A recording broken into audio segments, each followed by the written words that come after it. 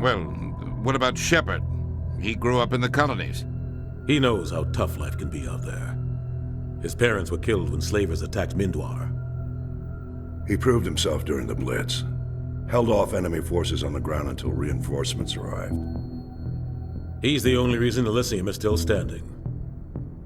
We can't question his courage. Humanity needs a hero. And Shepard's the best we've got. I'll make the call.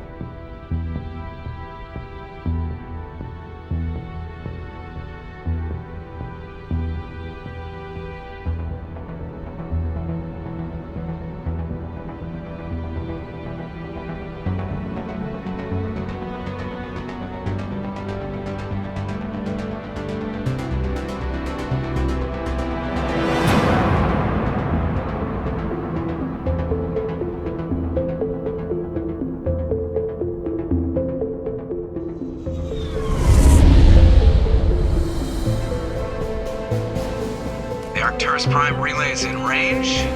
Initiating transmission sequence. Commander?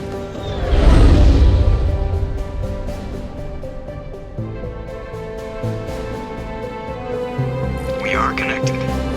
Calculating transit mass and destination. The relay is hot, acquiring approach vector. All stations secure for transit.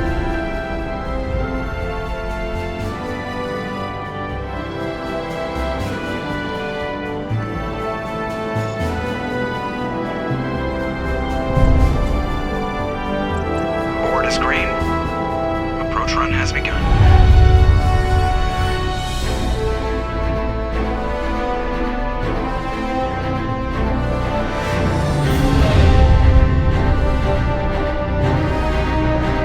Hitting the relay in 3, 2,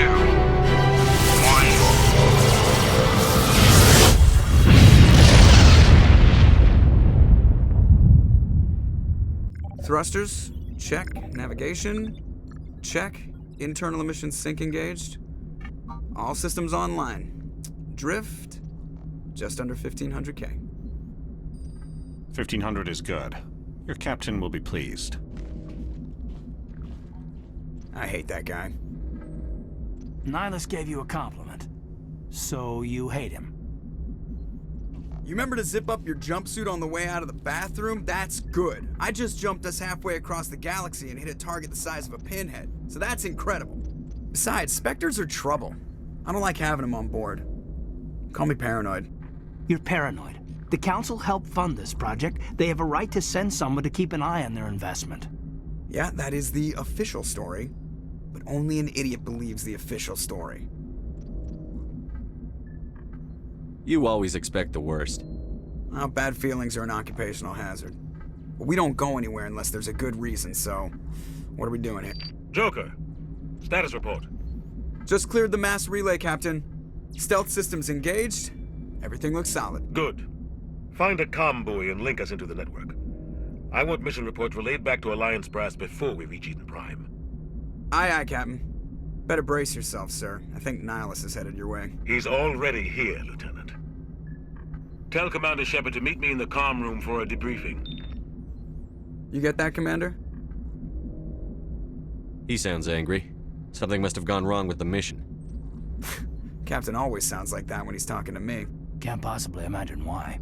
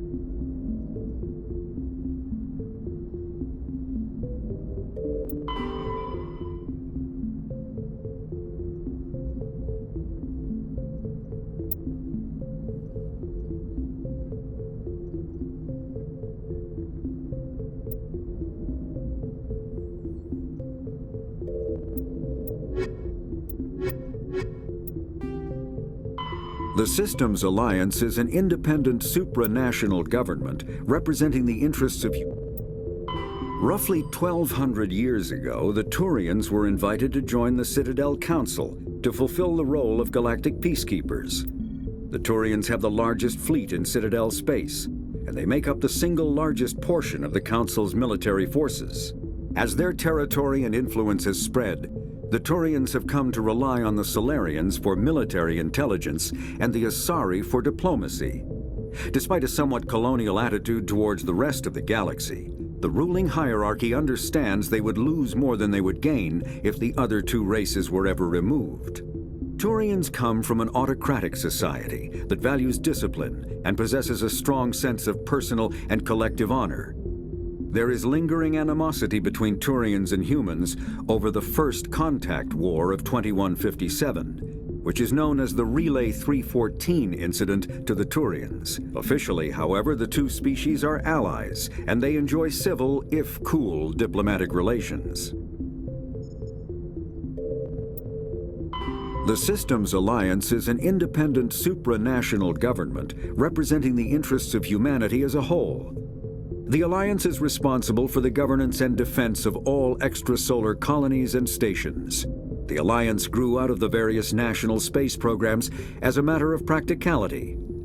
Sol's planets had been explored and exploited through piecemeal national efforts. The expense of colonizing entire new solar systems could not be met by any one country. With humans knowing that alien contact was inevitable, there was enough political will to jointly fund an international effort. Still, the Alliance was often disregarded by those on Earth until the First Contact War. While the national governments dithered and bickered over who should lead the effort to liberate Shanxi, the Alliance fleet struck decisively. Post-war public approval gave the Alliance the credibility to establish its own parliament and become the galactic face of humanity.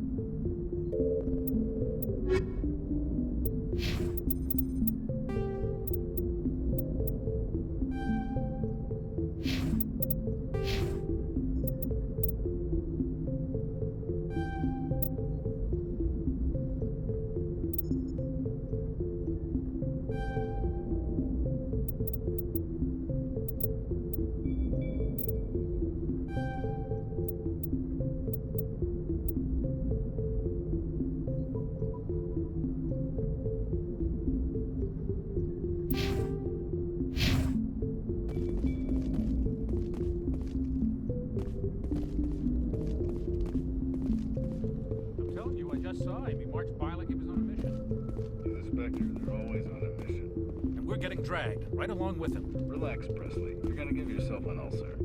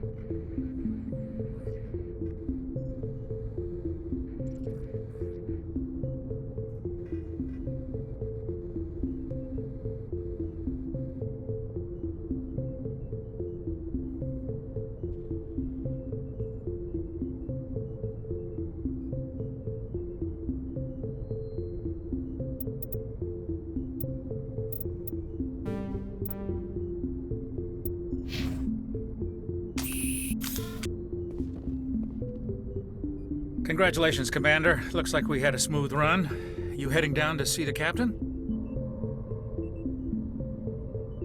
Sounds like you don't trust our Turian guest. Sorry, Commander. Just having a chat with Adams down at engineering. It didn't mean to cause any trouble. But you have to admit, something's odd about this mission. The whole crew feels it.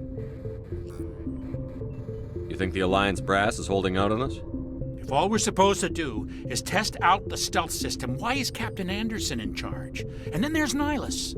Spectres are elite operatives, top covert agents. Why send a Spectre, a Turian Spectre, on a shakedown run? It doesn't add up. What do you know about the stealth systems? I just know it masks our location from scans and sensors. Cutting-edge technology. The Normandy's the only ship with this prototype drive. But why are we fully staffed? A skeleton crew would be cheaper, less chance of security leaks, too. Plus, there's Nihilus. It's pretty obvious this shakedown run is just a cover. For what? Damned if I know, Commander. We're out here on false pretenses. I'm not a fan of being left in the dark. Do you have a problem with the captain? No, sir. But I can't figure out what he's doing here. Captain Anderson is one of the most decorated Special Forces officers in the service. If he melted down all his medals, he could make a life-size statue of himself. You don't send a soldier like that on a do-nothing mission. He's treating this shakedown run too seriously. Something big is going on. You don't trust Nihilus? I don't like Turians in general. It runs in my family. My grandfather fought in the First Contact War. Lost a lot of friends when the Turians hit us. Nihilus is no ordinary Turian. You've got that right, Commander. We're an Alliance vessel, human military, but Nihilus doesn't answer to the captain like the rest of us. Spectres operate outside the normal chain of command. And they don't come along just to observe shakedown runs. Nihilus looks like he's expecting some heavy action. I don't like it.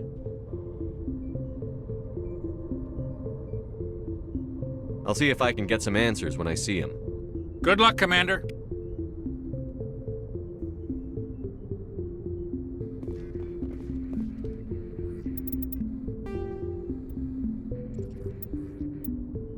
Humanity's first contact with an alien race occurred in 2157.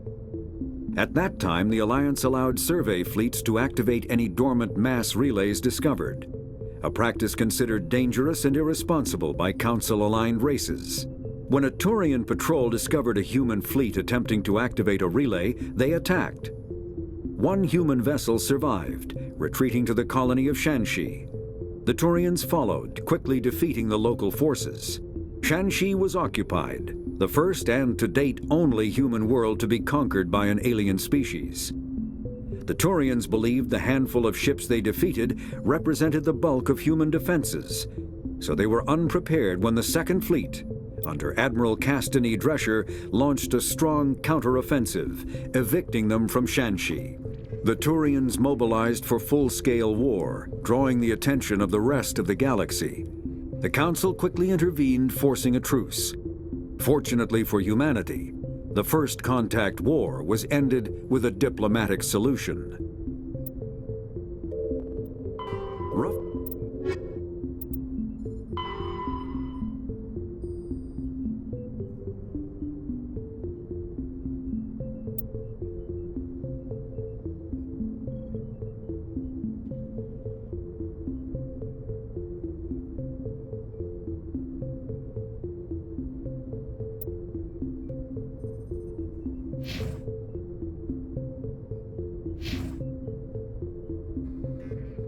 I grew up on Eden Prime, Doc. It's not the kind of place Spectres visit. There's something Nihilus isn't telling us about this mission.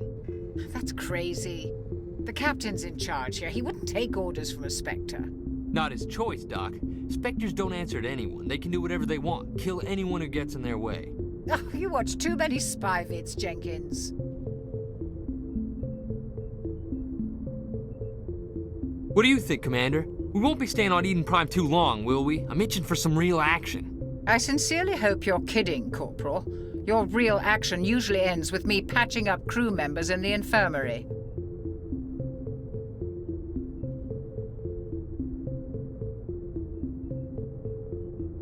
You need to calm down, Corporal. A good soldier stays cool, even under fire. Sorry, Commander, but this waiting's killing me.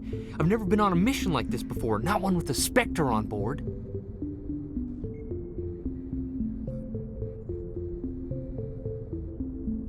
What can you tell me about Nihilus?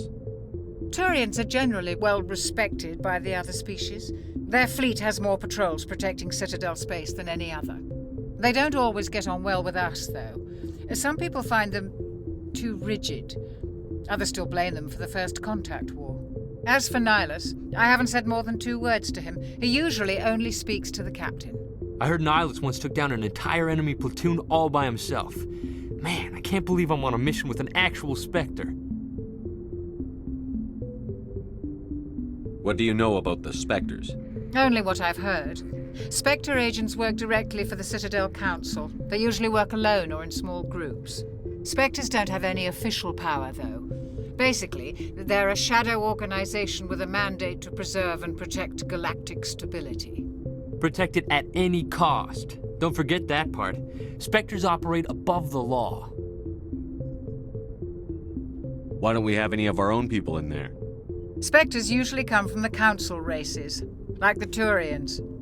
We've been trying to get a human accepted into their ranks for years now. So far, it hasn't happened. Hey, Commander, you'd make a good Spectre. You're a war hero, right? Held off an entire enemy fleet during the Blitz single-handed? That's the kind of talent the Spectres are looking for. This is all just wild speculation. The Spectres aren't interested in recruiting humans, no matter how capable.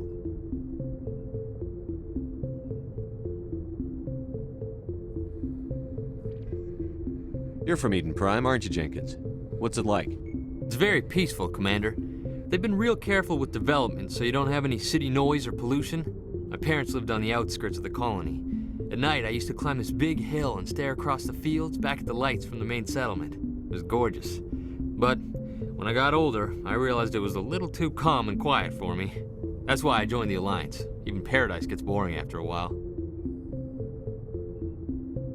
Any idea why Eden Prime was chosen as our destination? Not really sure, Commander. Eden Prime's one of our most stable colonies. Good place to take the Normandy for a shakedown run, I guess. No real danger there. There's gotta be something else going on. We've got a Spectre on board. That's why I'm so wound up. I can't wait for the real mission to start. Just treat this like every other assignment you've had and everything will work out. Easy for you to say. You proved yourself in the Blitz. Everybody knows what you can do. This is my big chance. I need to show the brass what I can do. You're young, Corporal. You have a long career ahead of you. Don't do something stupid to mess it up. Don't worry, sir. I'm not gonna screw this up. The captain's waiting for me. Goodbye, Commander.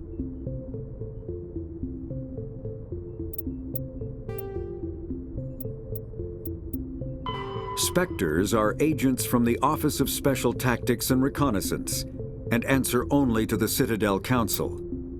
They are elite military operatives, granted the authority to deal with threats to peace and stability in whatever way they deem necessary. They operate independently or in groups of 2 or 3. Some are empathetic peacekeepers, resolving disputes through diplomacy. Others are cold-blooded assassins, ruthlessly dispatching problem individuals. All get the job done one way or another, often operating outside the bounds of galactic law. The Spectres were founded after the Solarians joined the Council. For many years, they operated in secrecy as backroom problem solvers. Only after the Krogan rebellions did their activities become publicized. Assignment of a Spectre is less contentious than a military deployment, but makes it clear that the Council is concerned about a situation.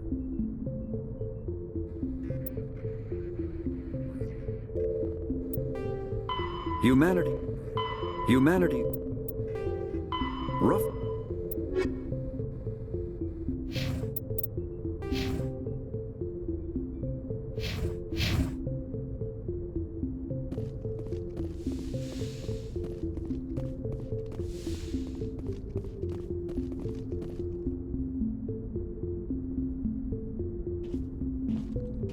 Commander Shepard, I was hoping you'd get here first. It will give us a chance to talk. What about? I'm interested in this world we're going to, Eden Prime. I've heard it's quite beautiful. They say it's a paradise. Yes, a paradise. Serene, tranquil, safe. Eden Prime has become something of a symbol for your people, hasn't it?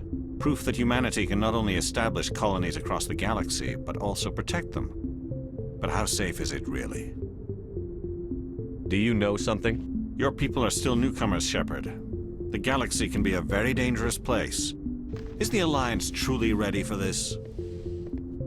I think it's about time we told the Commander what's really going on. This mission is far more than a simple shakedown run. Is someone gonna fill me in, Captain? We're making a covert pickup on Eden Prime. That's why we needed the stealth systems operational. What's the payload, Captain? A research team on Eden Prime unearthed some kind of beacon during an excavation. It was Prothean. I thought the Protheans vanished 50,000 years ago. Their legacy still remains. The mass relays, the Citadel, our ship drives. It's all based on Prothean technology. This is big, Shepard. The last time humanity made a discovery like this, it jumped our technology forward 200 years. But Eden Prime doesn't have the facilities to handle something like this. We need to bring the beacon back to the Citadel for proper study. Obviously, this goes beyond mere human interests, Commander. This discovery could affect every species in Council space.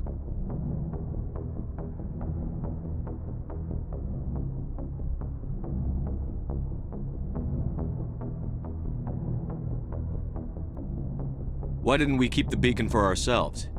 You humans don't have the best reputation. Some species see you as selfish, too unpredictable, too independent, even dangerous.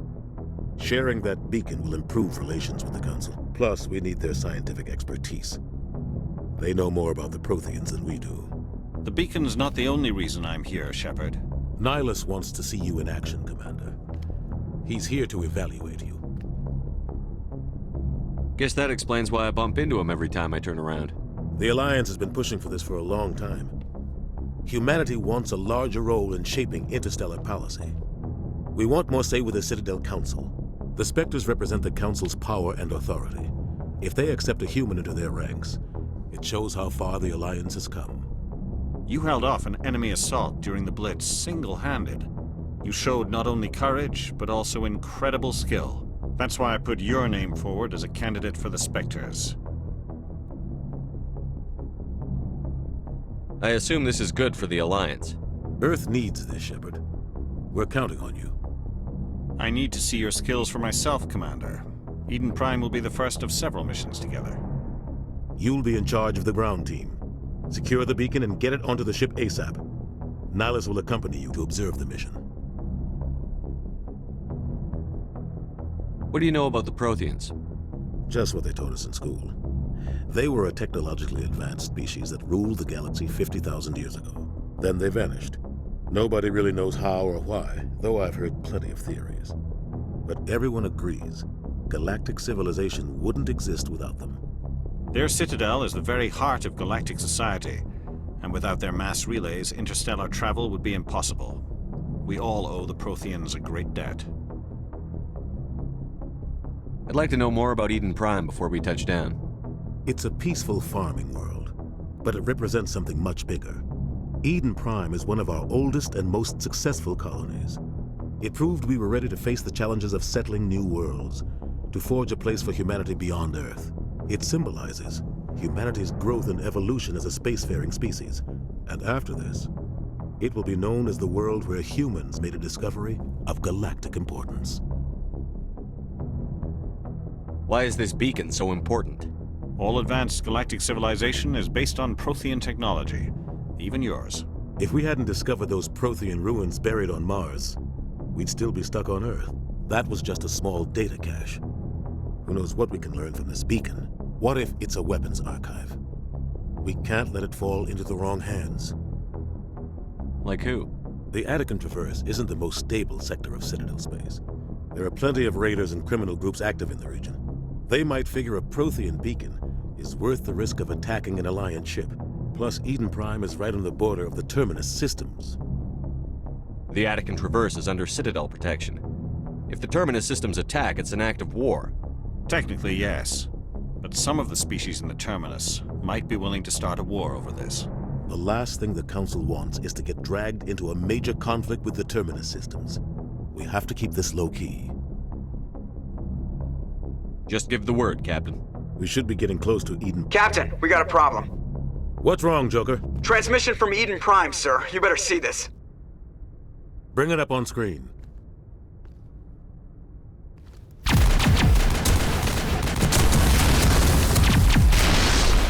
Get down!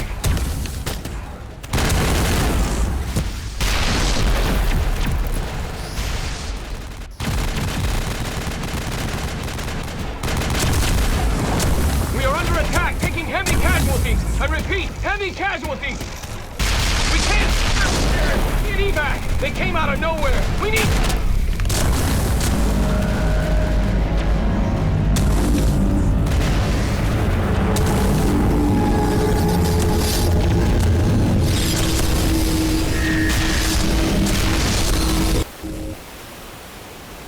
Everything cuts out after that. No comm traffic at all.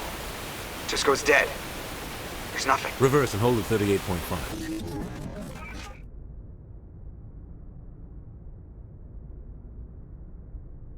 Status report. 17 minutes out, Captain. No other Alliance ships in the area. Take us in, Joker, fast and quiet. This mission just got a lot more complicated. A small strike team can move quickly, without drawing attention. It's our best chance to secure the beacon. Grab your gear and meet us in the cargo hold. Tell Alenko and Jenkins to suit up, Commander. You're going in.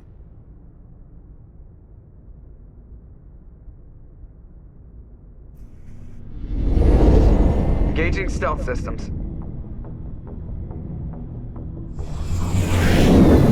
Somebody was doing some serious digging here, Captain. Your team's the muscle in this operation, Commander. Go in heavy and head straight for the dig site. What about survivors, Captain? Helping survivors is a secondary objective. The beacon's your top priority. Approaching drop point 1. Nihilus, you're coming with us? I move faster on my own. Nihilus will scout out ahead.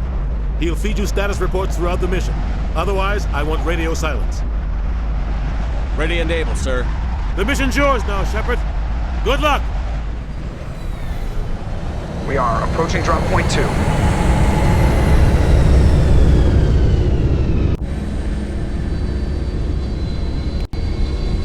Ship perimeter secure, Commander.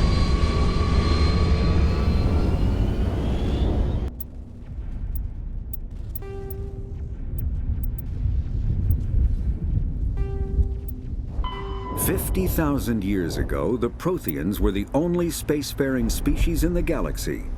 They vanished in a swift galactic extinction. Only the legacy of their empire remains. They are believed to have built the mass relays and the Citadel, which have allowed numerous species to explore and expand throughout the galaxy. Prothean ruins are found on worlds across the galaxy. While surprisingly intact for their age, functioning examples of Prothean paleotechnology are rare. Time and generations of looters have picked their dead cities and derelict stations clean. Some believe the Protheans meddled in the evolution of younger races. The Hanar homeworld of Kaj'eh, for example, shows clear evidence of former Prothean occupation. The presence of a former Prothean observation post on Mars has caused a rebirth of interventionary evolutionists among humans. These individuals believe the god myths of ancient civilizations are misremembered encounters with aliens.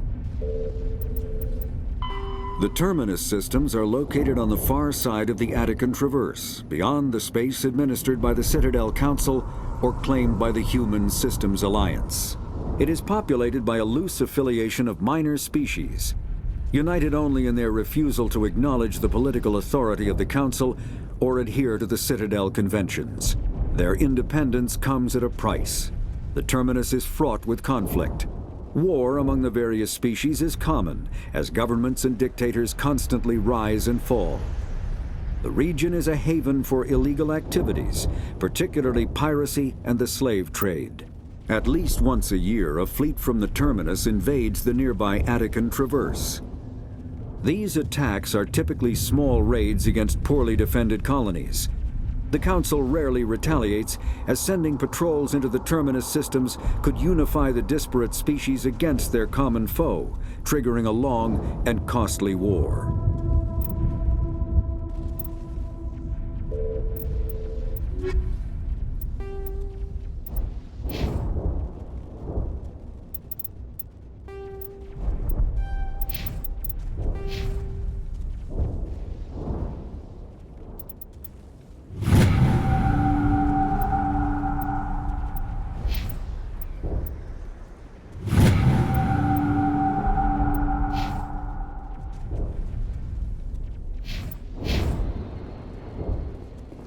This place got hit hard, Commander. Hostiles everywhere. Keep your guard up.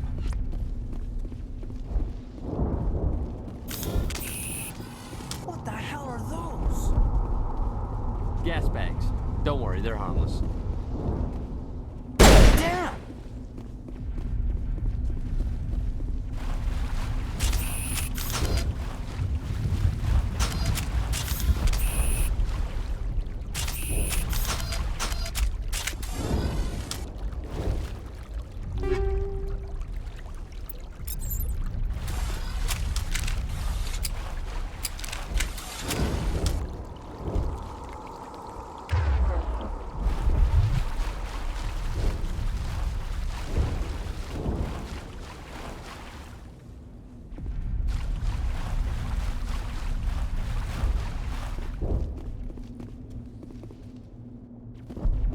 Oh God, what happened here?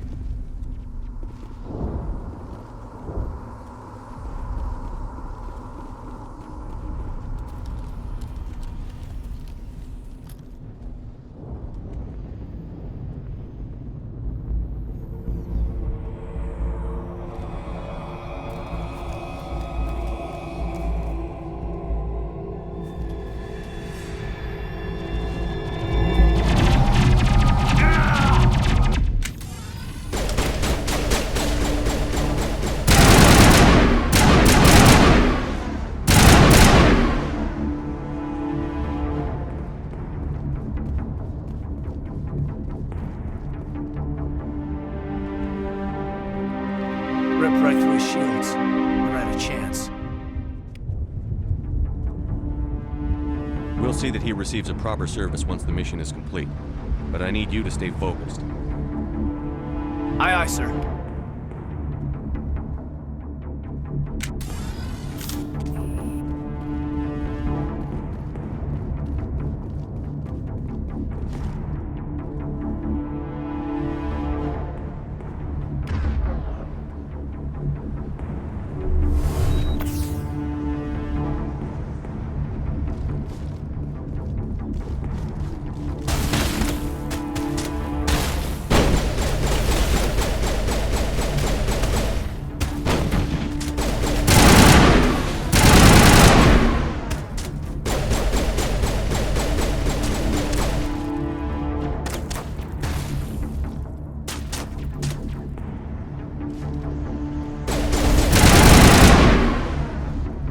Got some burned out buildings here, Shepard. A lot of bodies. I'm gonna check it out.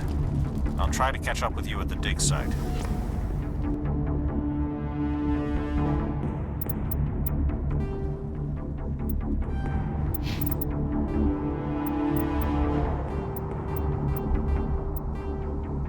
Kinetic barriers, more commonly called shields, provide protection against most mass accelerator weapons. Whether on a starship or a soldier's suit of armor, the basic principle remains the same. Kinetic barriers are repulsive mass effect fields, projected from tiny emitters. These shields safely deflect small objects traveling at rapid velocities. This affords protection from bullets and other dangerous projectiles, but still allows the user to sit down without knocking away their chair. The shielding afforded by kinetic barriers does not protect against extremes of temperature, toxins, or radiation.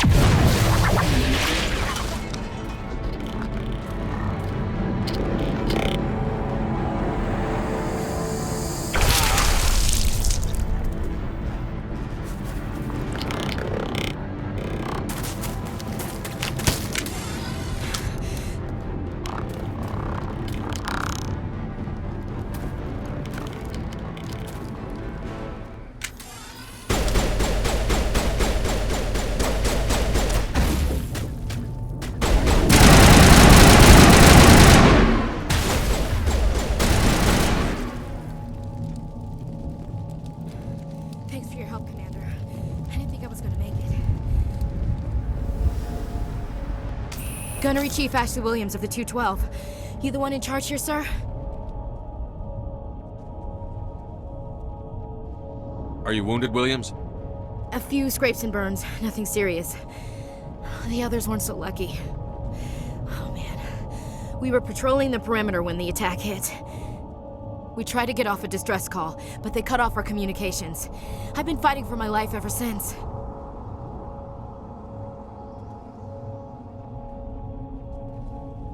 Any idea what kind of enemy we're facing? I think they're Geth. The Geth haven't been seen outside the Veil in nearly 200 years. Why are they here now? They must have come for the beacon. The dig site is close, just over that rise. It might still be there. We could use your help, Williams. Aye, aye, sir. It's time for payback. What else do you know about the Geth? Just what I remember from history class back in school. They're synthetics, non-organic life forms with limited AI programming, created by the Quarians a few centuries ago. They were supposed to be a source of cheap labor, but ended up turning on the Quarians and drove them into exile. Well, after that, they just kind of disappeared behind the Perseus Veil. Nobody's really heard much from them since. Tell me everything you know about the beacon. They were doing some digging out here to extend the monorail and expand the colony. A few weeks ago, they unearthed some Prothean ruins, and the beacon. Suddenly, every scientific expert in the colony was interested. That's when they brought us in to secure the site. I don't know much about the beacon itself, but I heard one of the researchers say this could be the biggest scientific discovery of the century. What happened to the researchers at the dig site? I don't know. They set up camp near the beacon. The 232 was with them. Maybe their unit fared better than mine. Describe what happened leading up to the attack. We were sent out a couple of nights ago from the main colony to secure the area.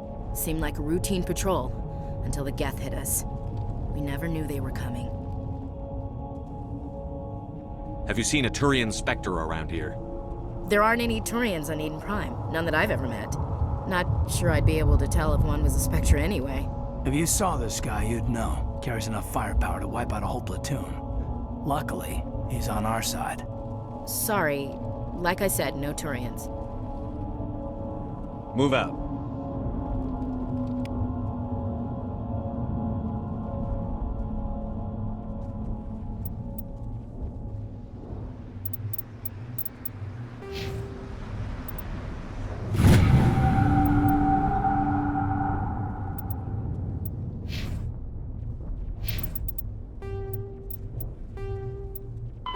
The Geth are a humanoid race of networked AIs. They were created by the Quarians 300 years ago as tools of labor and war. When the Geth showed signs of self-evolution, the Quarians attempted to exterminate them. The Geth won the resulting war. This example has led to legal, systematic repression of artificial intelligences in galactic society. The Geth possess a unique distributed intelligence. An individual has rudimentary animal instincts, but as their numbers and proximity increase, the apparent intelligence of each individual improves. In groups, they can reason, analyze situations, and use tactics, as well as any organic race. Geth space is located at the trailing end of the Perseus Arm, beyond the lawless Terminus systems. The Perseus Veil, an obscuring dark nebula of opaque gas and dust, lies between their space and the Terminus systems.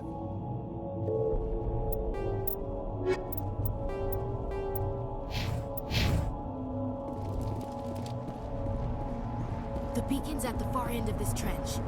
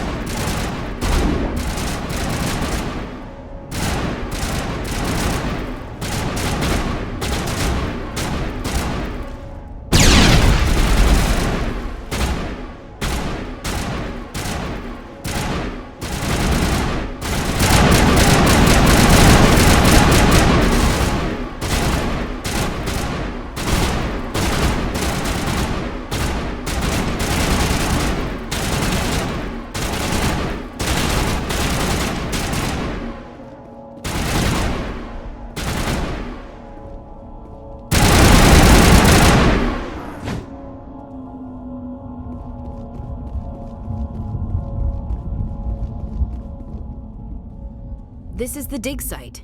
The beacon was right here. It must have been moved. By who? Our side or the Geth? Hard to say. Maybe we'll know more after we check out the research camp. You think anyone got out of here alive? If they were lucky. Maybe hiding up in the camp. It's just on the top of this ridge, up the ramps. Change of plans, Shepard. There's a small spaceport up ahead. I want to check it out. I'll wait for you there.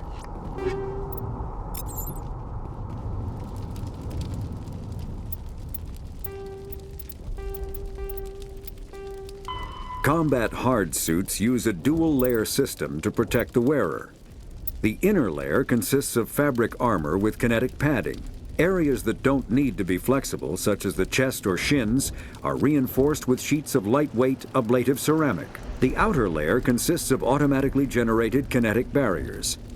Objects traveling above a certain speed will trigger the barrier's reflex system and be deflected, provided there is enough energy left in the shield's power cell. Armored hard suits are sealable to protect the wearer from extremes of temperature and atmosphere. Standard equipment includes an onboard mini-frame and a communications, navigation, and sensing suite. The mini-frame is designed to accept and display data from a weapon's smart targeting system to make it easier to locate and eliminate enemies.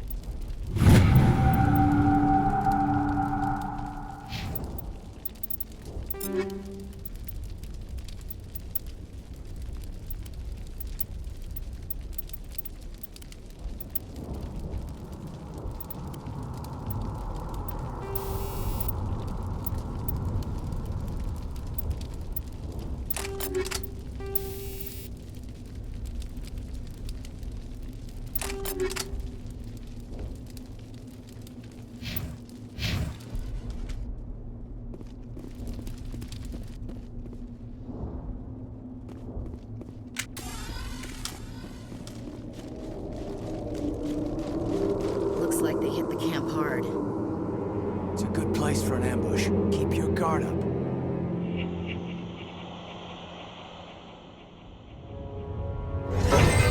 Oh God, they're still alive. What did the Geth do to them?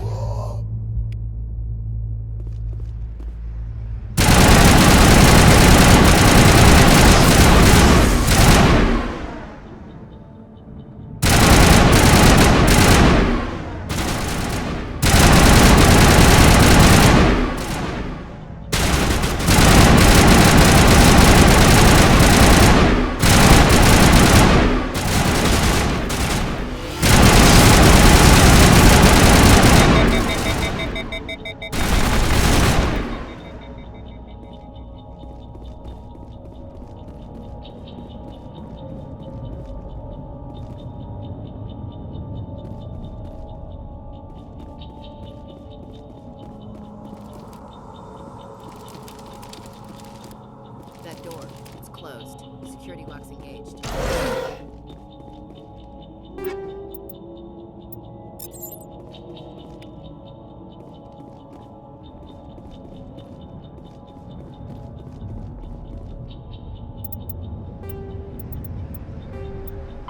After the Geth secure a location, they round up and impale dead and living bodies on mechanical spikes. The spikes rapidly transform these victims into withered husks, extracting water and trace minerals, and replacing them with cybernetics. The cybernetics reanimate the lifeless flesh and tissue, transforming the bodies into mindless killing machines. Some Alliance soldiers refer to the husk-generating spikes as dragon's teeth. a reference to the mythological berserkers who sprang up from the earth wherever the teeth of the dragon Eris were planted. Dragon's teeth and husks bear little resemblance to other pieces of Geth technology. No one is sure why a synthetic race would bother to drain the minuscule amount of recoverable resources from organic corpses, though the value of reusing them as shock troops is obvious.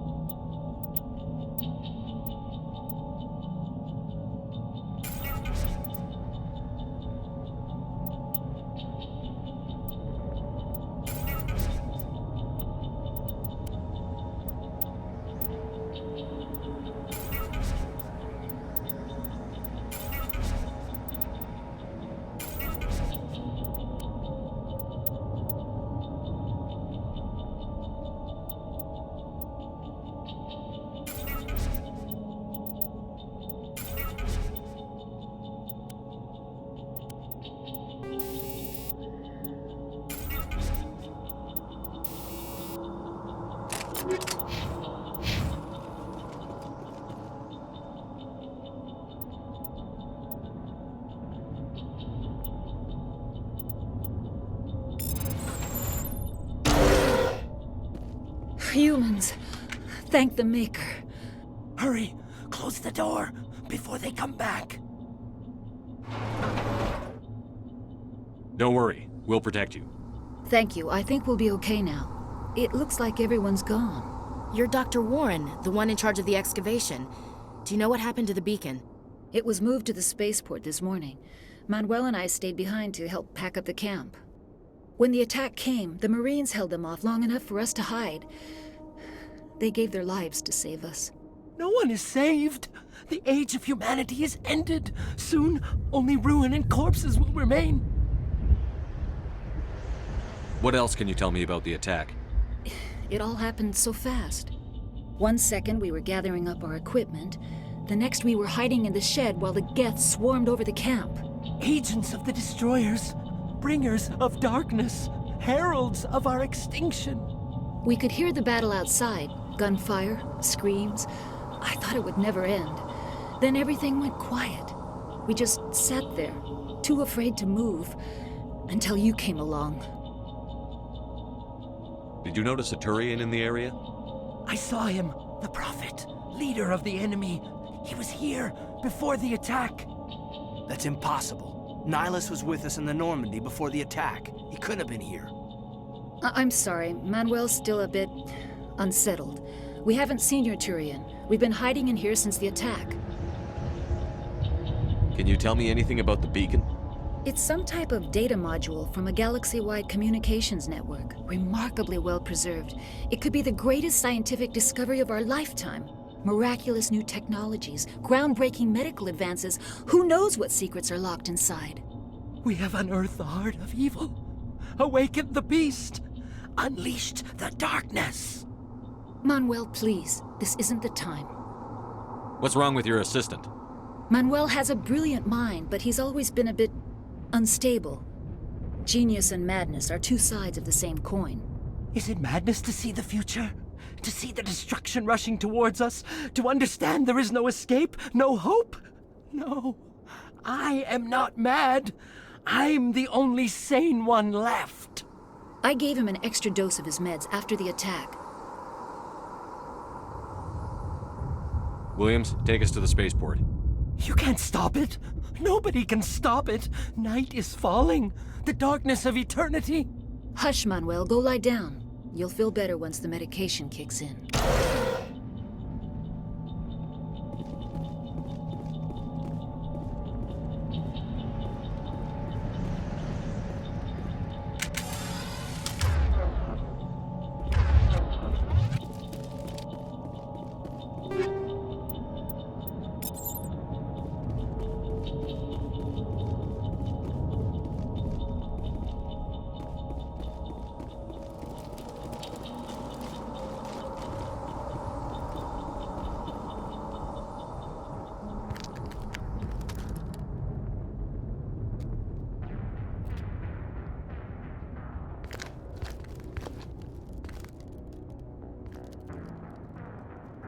Saren.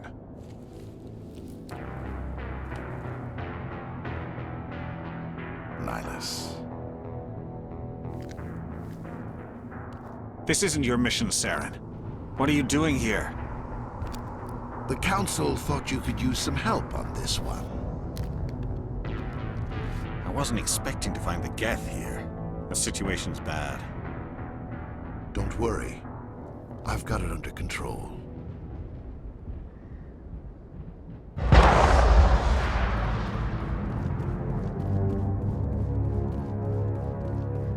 What is that? Off in the distance.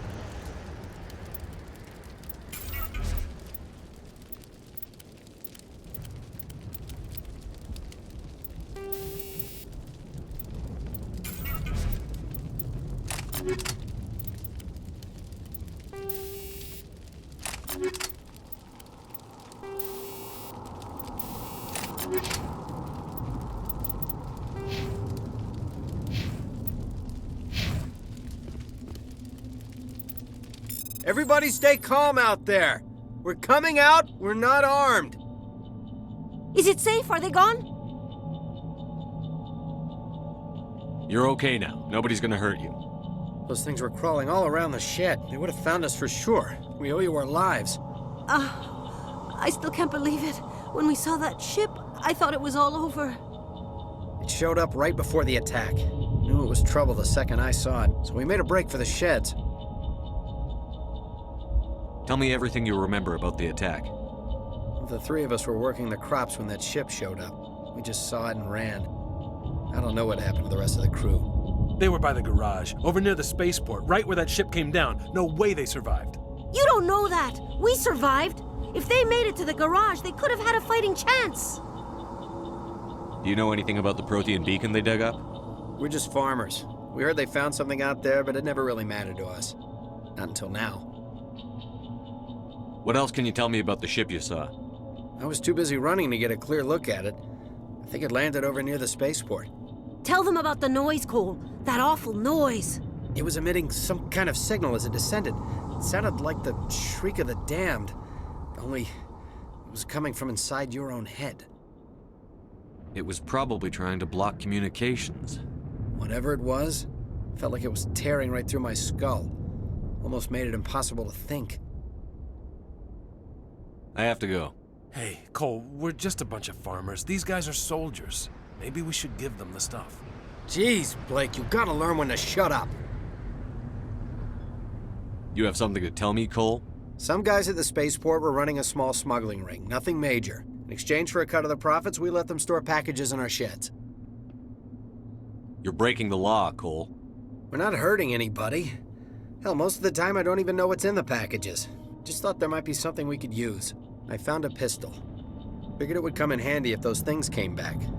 But you'll probably get more use out of it than we will.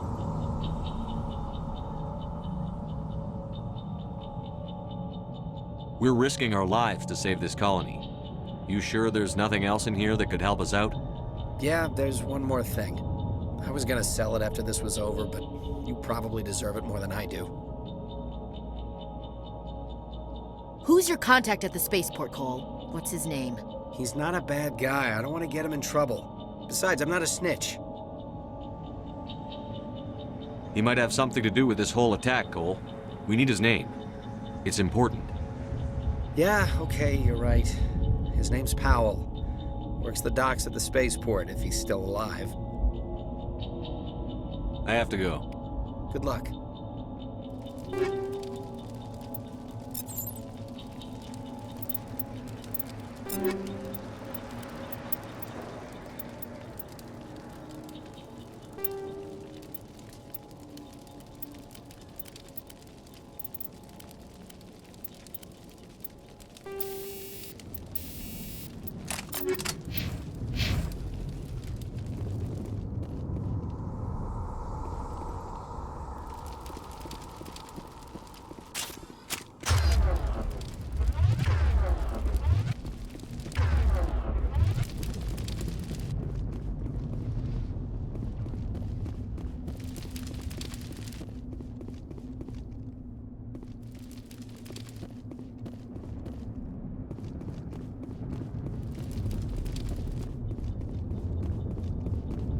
Commander, it's Nihilus.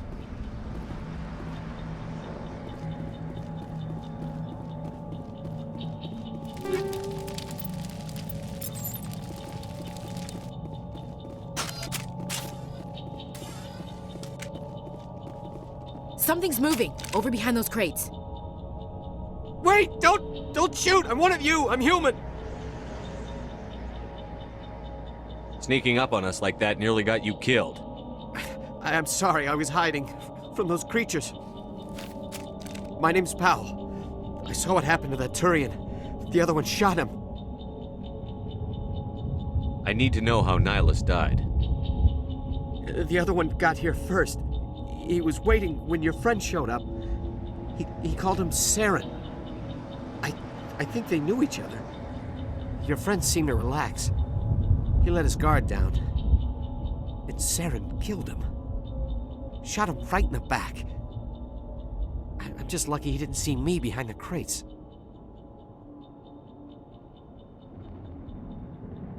Where'd Saren go after he killed Nihilus? He jumped on the cargo train and headed over to the other platform. Probably going after the beacon. I knew that beacon was trouble. Everything's gone to hell since we found it. First that damn mothership showed up, then the attack. They killed everyone. Everyone! If I hadn't been behind the crates, I'd be dead too. How come you're the only one who survived? Why didn't anyone else try to hide behind the crates? They never had a chance. I was already behind the crates when the attack started. Wait a minute. You were hiding behind the crates before the attack? Sometimes I need a nap to get through my shift. I sneak off behind the crates to grab 40 winks where the supervisor can't find me. You survived because you're lazy? If you hadn't snuck off for that nap, you'd probably be dead just like all the others. Yeah, I guess. I don't really want to think about it. Tell me about the Geth attack. It was quick. 1 minute that ship was descending, the next, those Geth were swarming over the platform, thousands of them. They must have been inside that mothership. They shot anything that moved. It was a massacre. Is there anything else you can tell me about the beacon? They brought it here this morning. We loaded it up onto the train and shipped it to the other platform.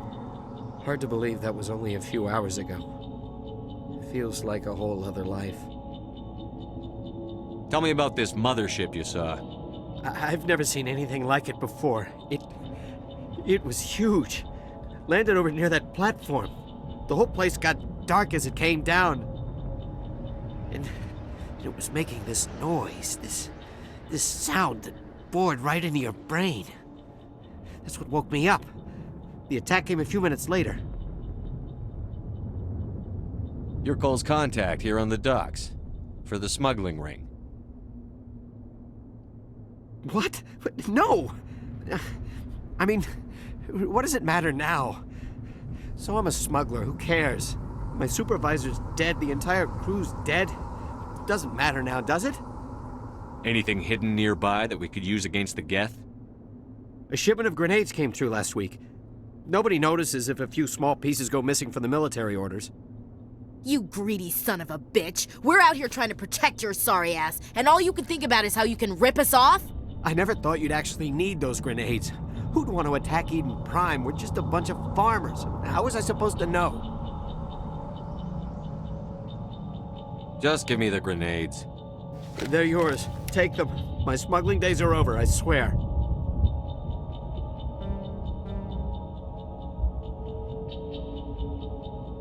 We need to find that beacon before it's too late. Take the cargo train. That's where the other Turian went.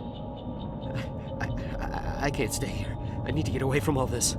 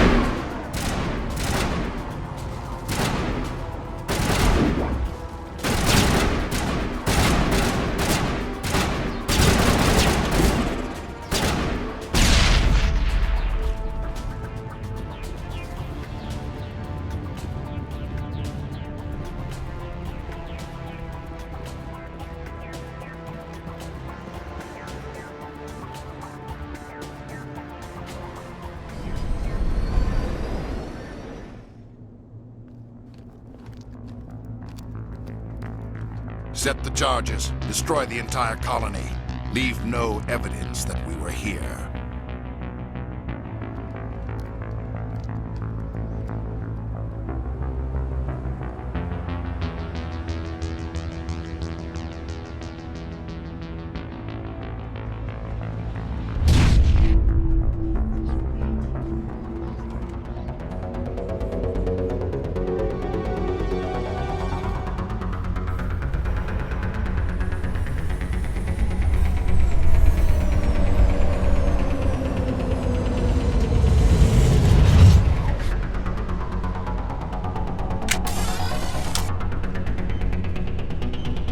Demolition charges. The Geth must have planted them. Hurry! We need to find them all and shut them down!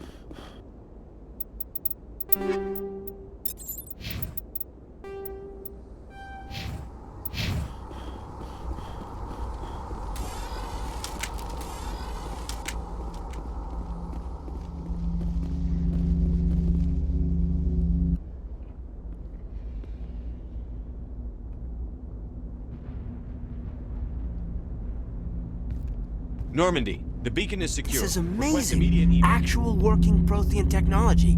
Unbelievable. It wasn't doing anything like that when they dug it up. Something must have activated it. Roger, Normandy. Standing by.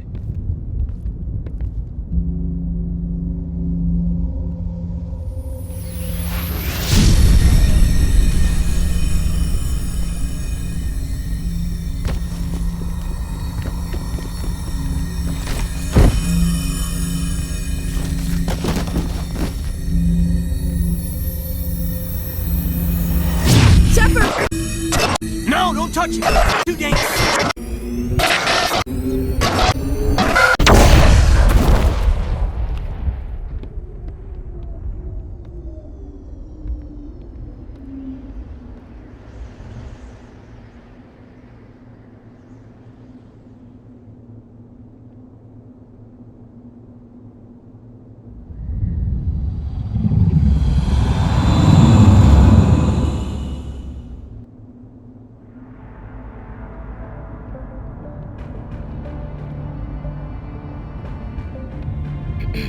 We identified the ship that touched down on Eden Prime. The Normandy, a human alliance vessel. It was under the command of Captain Anderson. They managed to save the colony. And the beacon. One of the humans may have used it.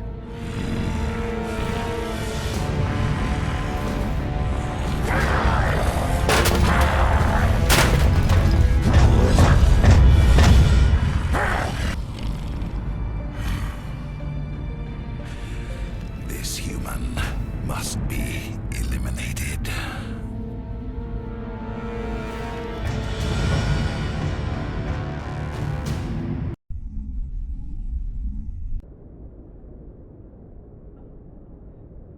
Dr. Chakwas, I think he's waking up.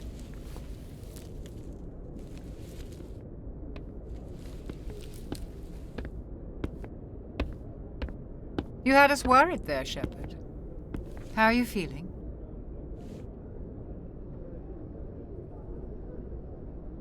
How did I end up here? How long was I out? About 15 hours. Something happened down there with the beacon, I think. It's my fault. I must have triggered some kind of security field when I approached it. You had to push me out of the way. You had no way to know what would happen.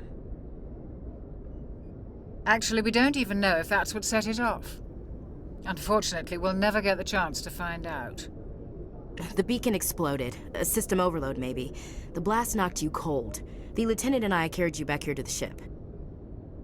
I appreciate it. Physically, you're fine. But I detected some unusual brain activity. Abnormal beta waves. I also noticed an increase in your rapid eye movement. Signs typically associated with intense dreaming.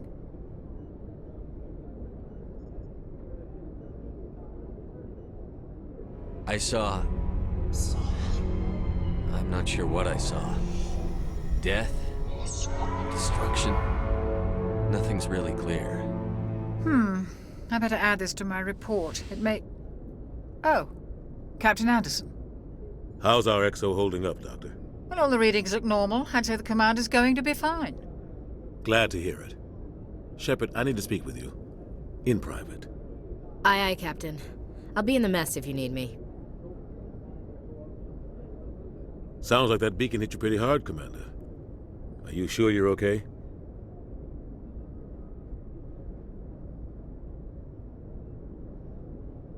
Intel dropped the ball, sir. We had no idea what we were walking into down there. That's why things went to hell. The Geth haven't been outside the Veil in 2 centuries, Commander. Nobody could have predicted this. Chief Williams isn't part of the Normandy crew. I figured we could use a soldier like her. She's been reassigned to the Normandy. Williams is a good soldier. She deserves it. Lieutenant Alenko agrees with you. That's why I added her to our crew. I don't like soldiers dying under my command. Jenkins wasn't your fault. You did a good job, Shepard. You said you needed to see me in private, Captain? I won't lie to you, Shepard. Things look bad. Nihilus is dead. The beacon was destroyed and Geth are invading. The Council's going to want answers. I didn't do anything wrong, Captain. Hopefully the Council can see that. I'll stand behind you and your report, Shepard. You're a damned hero in my books. That's not why I'm here. It's Saren, that other Turian. Saren's a Spectre, one of the best, a living legend.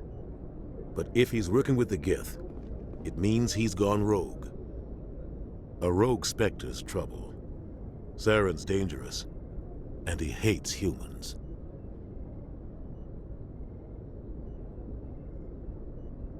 He didn't come to Eden Prime because he hates humans.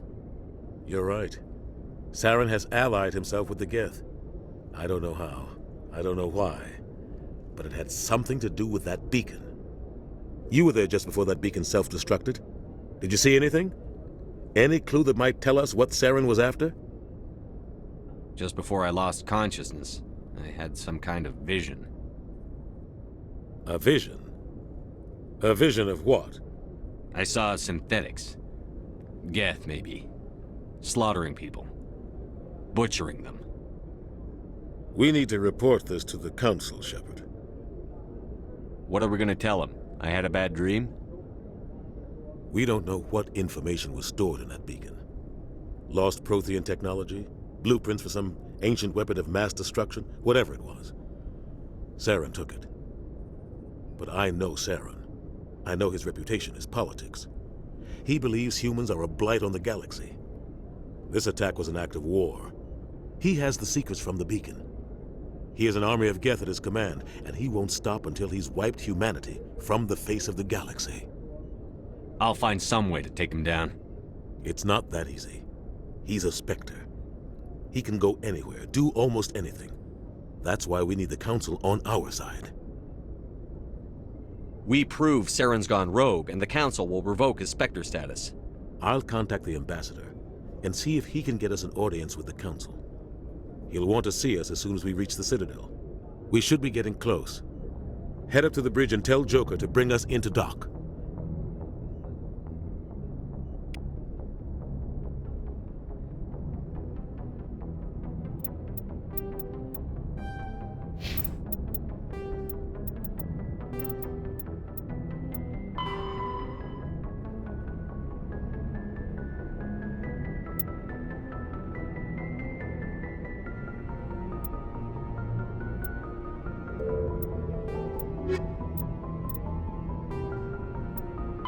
The Citadel is an ancient deep space station, presumably constructed by the Protheans.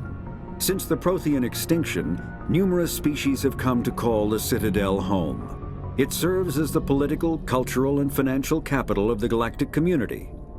To represent their interests, most species maintain embassies on the Presidium, the Citadel's inner ring.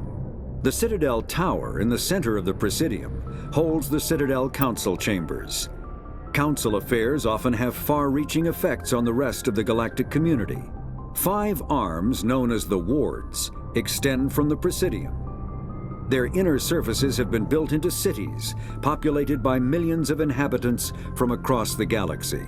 The Citadel is virtually indestructible. If attacked, the station can close its arms to form a solid, impregnable shell. For as long as the station has existed, an enigmatic race called the Keepers has maintained it.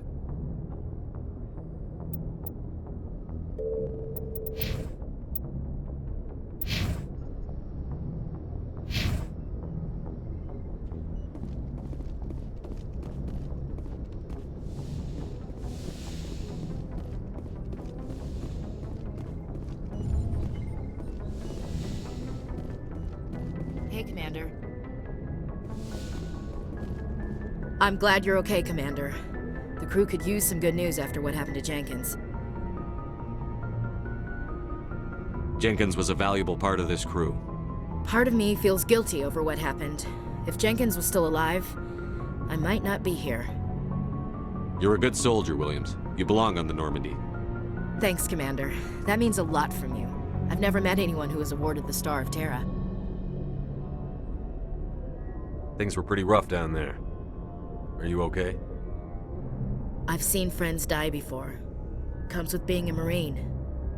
But to see my whole unit wiped out, and you never get used to seeing dead civilians. But things would have been a lot worse if you hadn't shown up. We couldn't have done it without you, Williams. Thanks, Commander. I have to admit, I was a little worried about being assigned to the Normandy. It's nice when someone makes you feel welcome. I think you're gonna fit in here just fine, Williams. Thanks, Commander.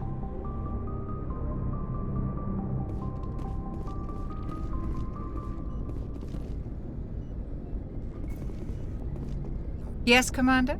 Is there something you need? How did you end up serving on an Alliance ship? I enlisted right out of med school. Earth always seemed boring to me. Too safe, too secure. I figured the colonies were teeming with exotic adventure. I wanted to travel the stars, tending the wounds of tough soldiers with piercing eyes and sensitive souls. Turns out military life isn't quite as romantic as I'd imagined. But humanity needs the Alliance if we want to keep expanding through the Traverse, and the Alliance always needs good doctors. So I stayed on to do my part. Ever think you made the wrong choice? Sometimes I think about opening a private practice back on Earth, or maybe taking a position at one of the new med centers out in the colonies. But there's something special about working on soldiers.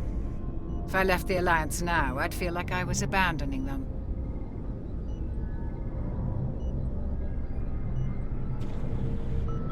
What do you know about Captain Anderson? I've served with him for a few tours now. He knows when to let things slide and when to crack the whip. The crew knows he's seen pretty much anything they'll ever run into. And he cares about the people under his command. How well do you know the lieutenant? I'd never worked with him before this mission. But he has an impressive service record, over a dozen special commendations. Tends to keep to himself, though. Maybe because of the headaches. It's not easy being an L2. What does that have to do with it? Well, most biotics now use the L3 implants. Lieutenant Alenko was wired with the old L2 configuration.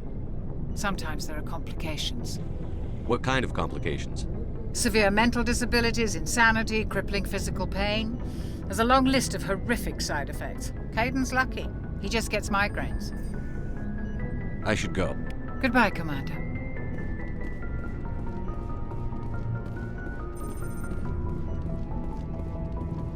Glad to see you're okay, Commander.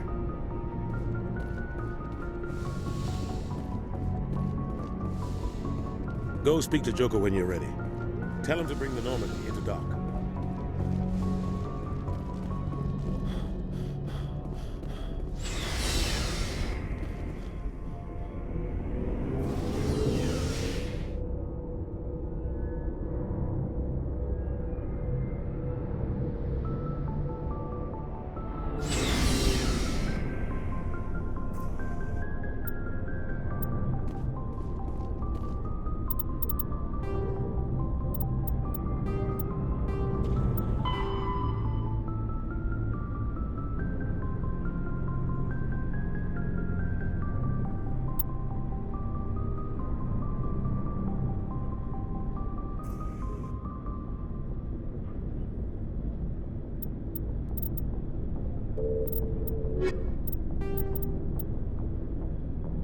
Biotics is the ability of rare individuals to manipulate dark energy and create mass effect fields through the use of electrical impulses from the brain. Intense training and surgically implanted amplifiers are necessary for a biotic to produce mass effect fields powerful enough for practical use. The relative strength of biotic abilities varies greatly among species and with each individual. There are 3 branches of biotics.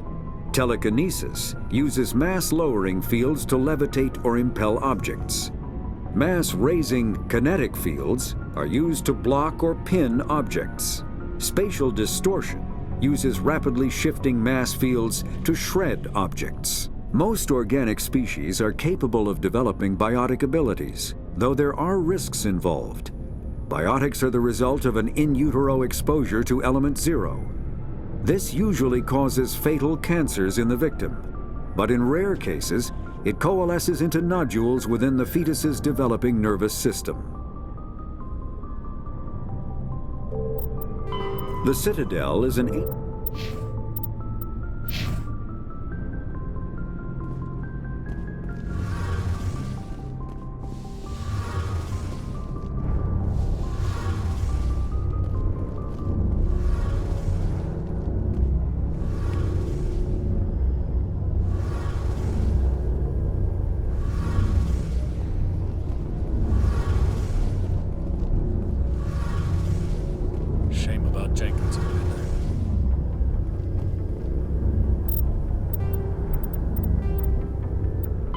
Biotics is the ability of when subjected to an electrical current, the rare material dubbed Element Zero, or EZO, emits a dark energy field that raises or lowers the mass of all objects within it. This mass effect is used in countless ways, from generating artificial gravity to manufacturing high-strength construction materials.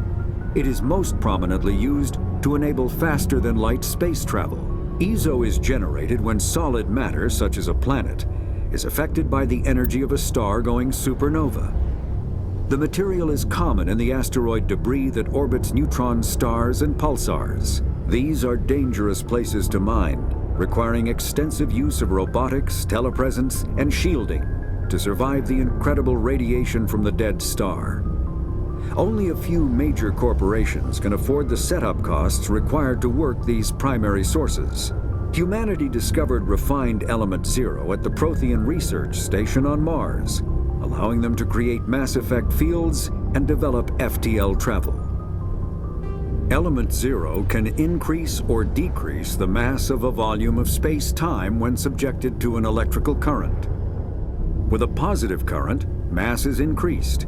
With a negative current, mass is decreased. The stronger the current, the greater the magnitude of the dark energy mass effect. In space, low-mass fields allow FTL travel and inexpensive surface-to-orbit transit. High-mass fields create artificial gravity and push space debris away from vessels. In manufacturing, low-mass fields permit the creation of evenly blended alloys, while high-mass compaction creates dense, sturdy construction materials. The military makes extensive use of mobility-enhancing technologies, with Mass Effect utilizing fighting vehicles standard frontline issue in most military forces. Mass Effect fields are also essential in the creation of kinetic barriers or shields to protect against enemy fire. Biotics is the humanity's first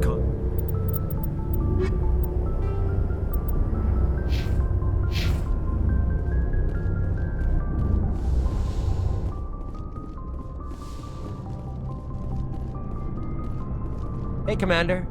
Looking for some extra supplies before you head out? What have you got? Whatever you want. Armor, weapons, mods. It's not standard Alliance issue, but that's not necessarily a bad thing. Well, as long as you don't mind paying for it. Why should I pay you for my weapons and armor? My stuff doesn't come from the Alliance. I have to purchase it myself, and it's not cheap. Hell, the licenses alone have set me back more than I'd like. But no licenses, no goods. Without the goods, I'm out of a job. What are licenses? Why do you need them? Manufacturers sell licenses. Each license allows me to buy and sell a certain brand of products. I already have several basic ones, but you'll need to buy more if you want me to bring in different brands. Many of the best licenses are hard to get, but they're well worth the cost if you can find them. What do the different manufacturers offer? There are too many for me to keep track of, but each license will explain what it's good for.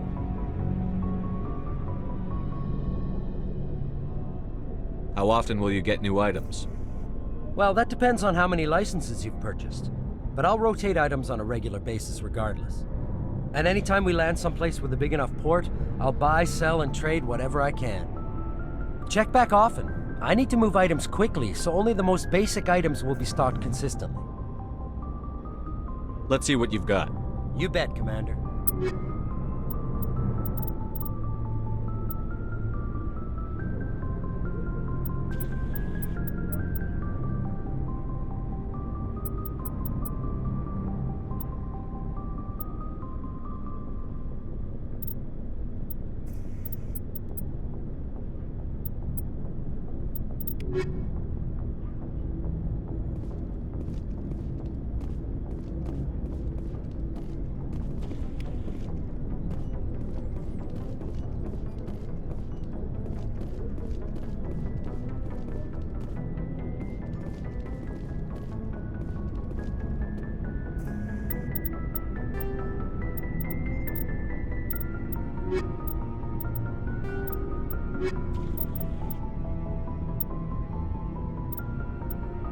Biotics is the Omni-tools are handheld devices that combine a computer microframe, sensor analysis pack, and manufacturing fabricator. Versatile and reliable, an Omni-tool can be used to analyze and adjust the functionality of most standard equipment, including weapons and armor, from a distance. The fabrication module can rapidly assemble small three-dimensional objects from common reusable industrial plastics, ceramics, and light alloys. This allows for field repairs and modifications to most standard items, as well as the reuse of salvaged equipment. Omni-tools are standard issue for soldiers and first-in colonists.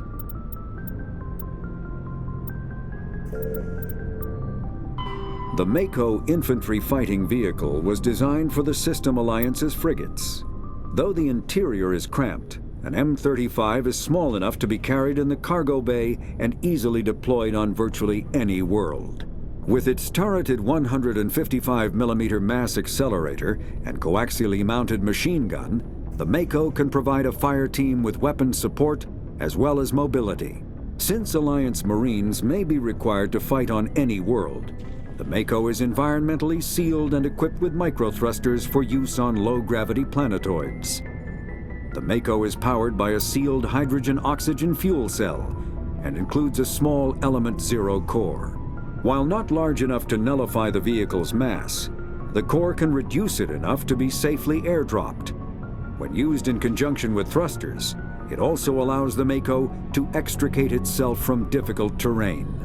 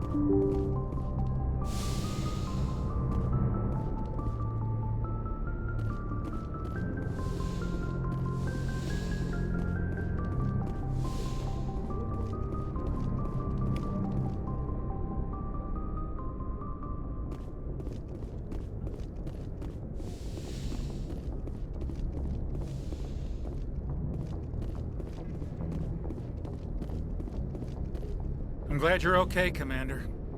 Losing Jenkins was hard enough on the crew.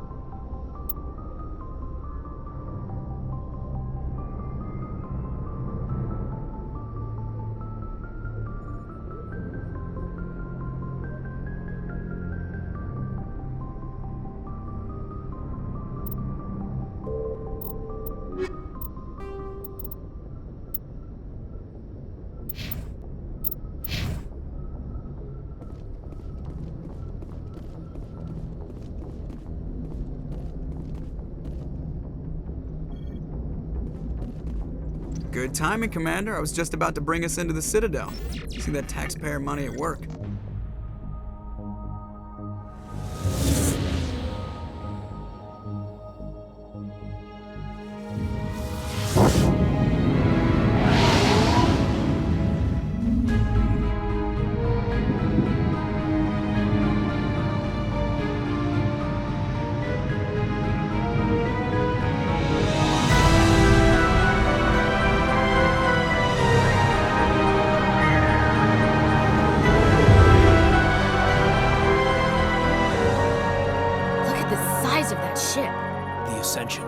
Flagship of the Citadel fleet. Well, size isn't everything. Why so touchy, Joker? I'm just saying you need firepower, too. Look at that monster. Its main gun could rip through the barriers in any ship in the Alliance fleet. Good thing it's on our side, then. Citadel Control, this is SSV Normandy, requesting permission to land. Stand by for clearance, Normandy. Clearance granted. You may begin your approach. Transferring you to an Alliance operator. Roger, Alliance Tower. Normandy out. Normandy, this is Alliance Tower. Please proceed to Dock 422.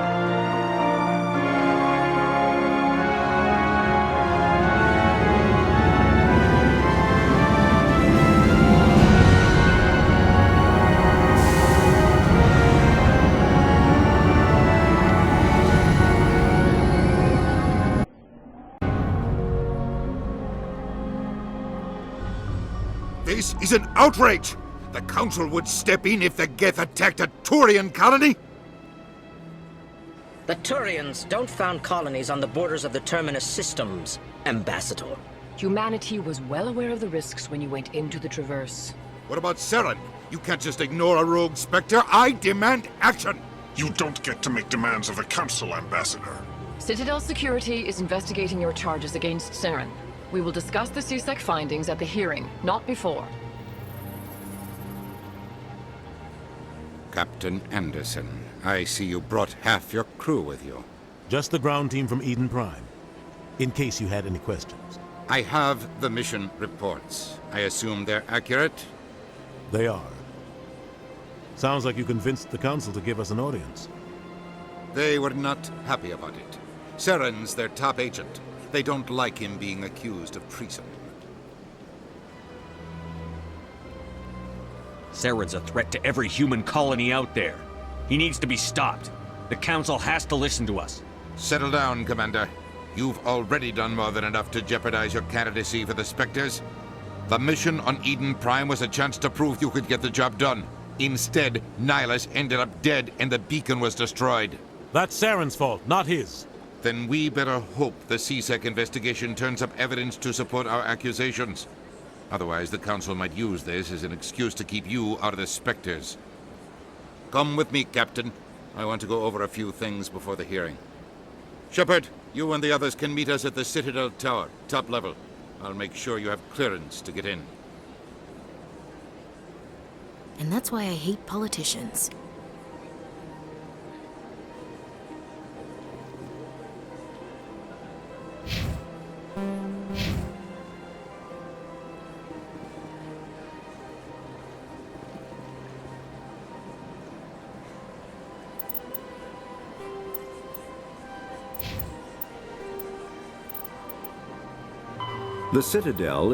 The Council is an executive committee composed of representatives from the Asari Republics, the Turian hierarchy, and the Solarian Union.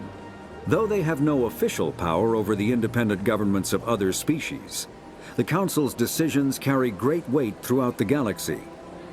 No single Council race is strong enough to defy the other two, and all have a vested interest in compromise and cooperation. Each of the Council species has general characteristics associated with the various aspects of governing the galaxy. The Asari are typically seen as diplomats and mediators. The Solarians gather intelligence and information. The Turians provide the bulk of the military and peacekeeping forces. Any species granted an embassy on the Citadel is considered an associate member, bound by the accords of the Citadel Conventions. Associate members may bring issues to the attention of the Council, though they have no input on the decision. The Human Systems Alliance became an associate member of the Citadel in 2165.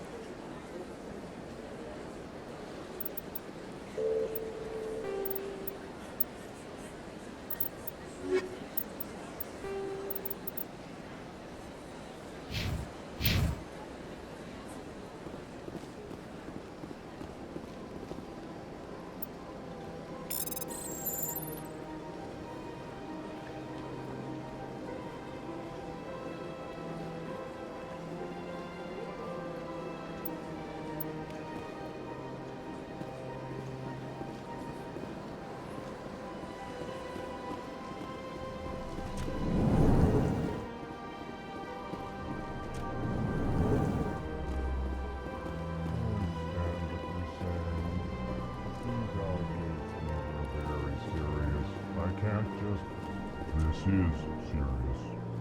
My reputation is at stake. I spoke with the consort in confidence, and her alone, and she betrayed that confidence. All right. Hello there, human.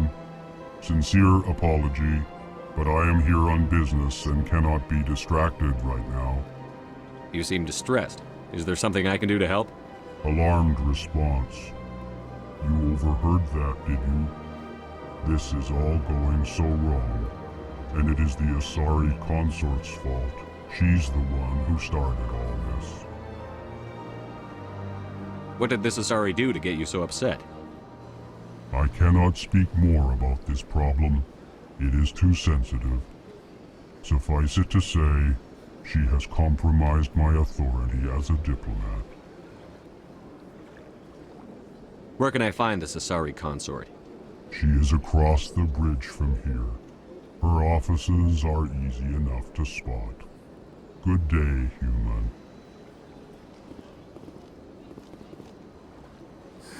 EarthClan, you are in the wrong place, I think.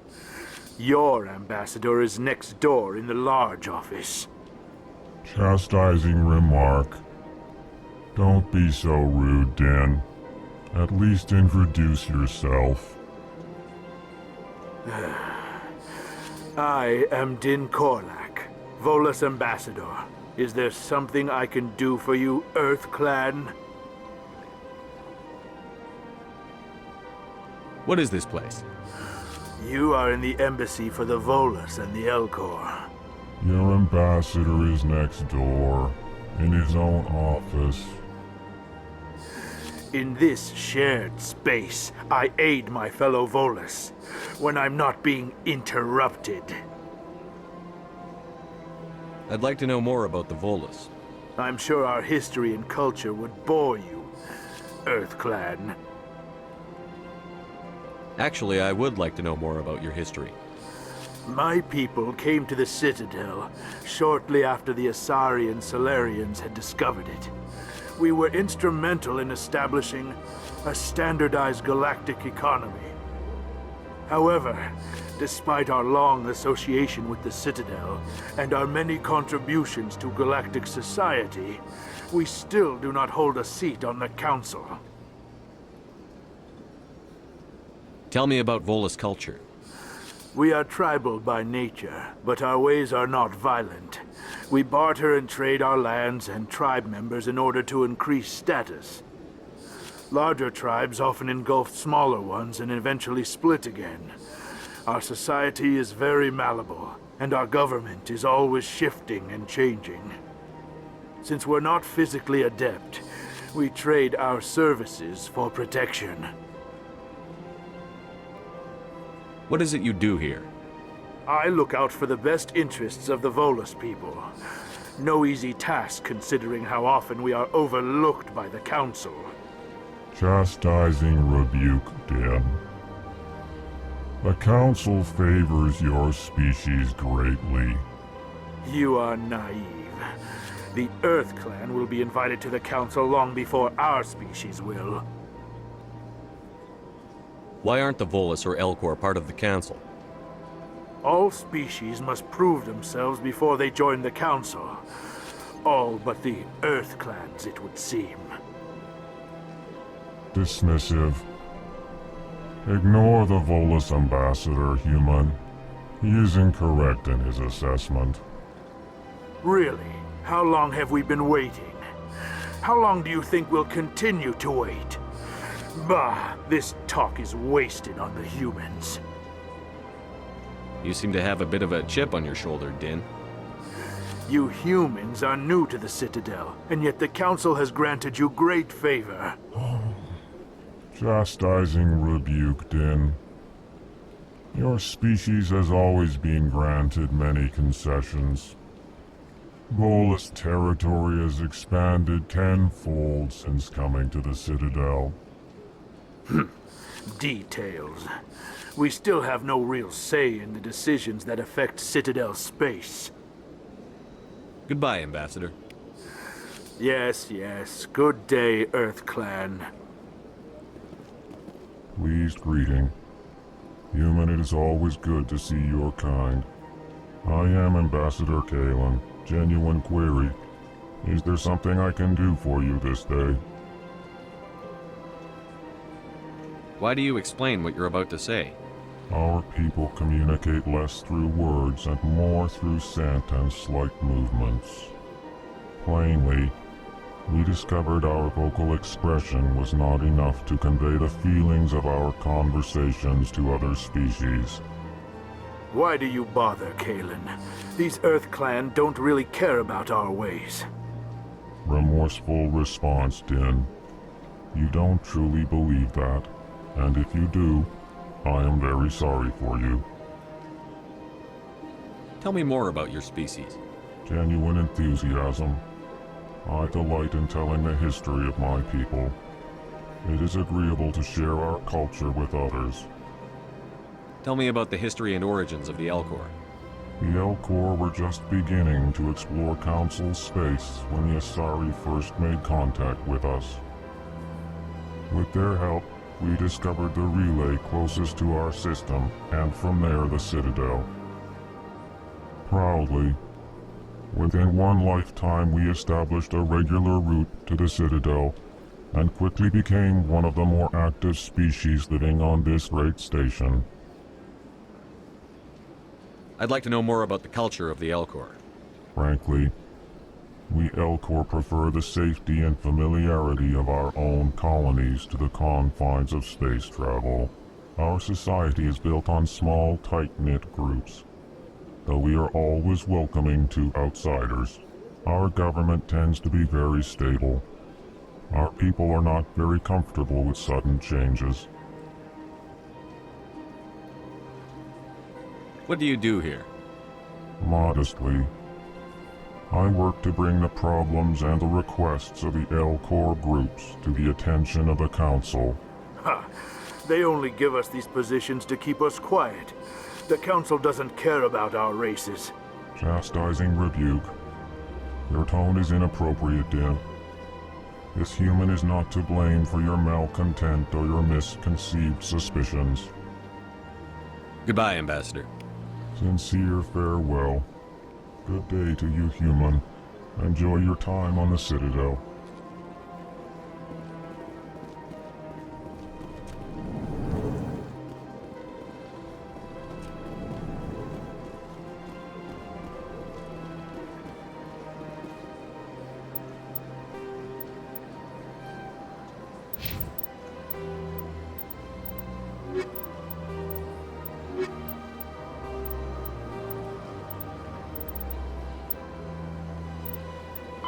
The Elcor are a Citadel species native to the high-gravity world Dakuna.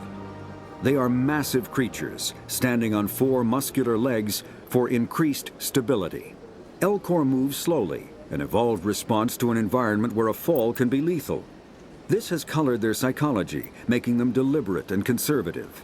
Elcor speech is ponderous and monotone. Among themselves, scent, slight movements, and sub-vocalized infrasound convey shades of meaning that make a human smile seem as subtle as a fireworks display. Since their subtlety can lead to misunderstandings with other species, the Elcor often go out of their way to clarify when they are being sarcastic, amused, or angry.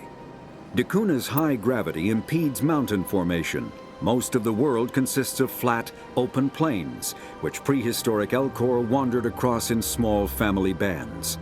Modern Elcor still prefer open sky and can become restless and uncomfortable on long starship journeys.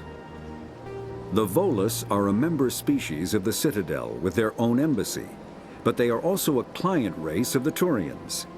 Centuries ago, they were voluntarily absorbed into the hierarchy, effectively trading their mercantile prowess for Turian military protection.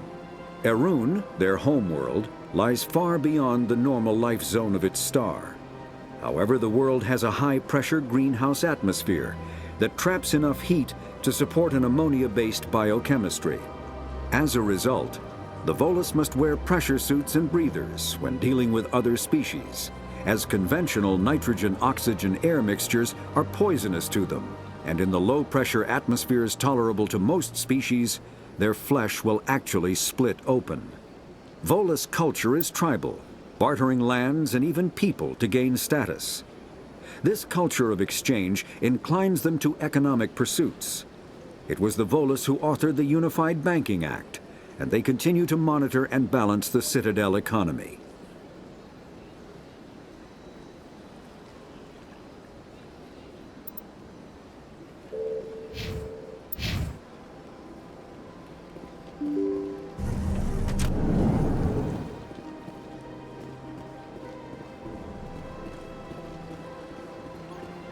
Welcome to the Presidium.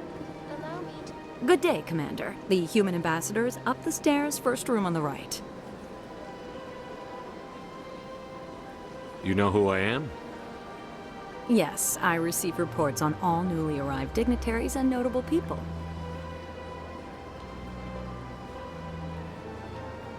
What is this place? This is the Presidium. More specifically, you are at the Citadel embassies. If you have more questions, please access Avina. What's that? Oh, Avina is the virtual guide for the Citadel. Feel free to access the terminal yourself. What's your name? What do you do here? My name is Safiria. I'm the administrative assistant for the embassies.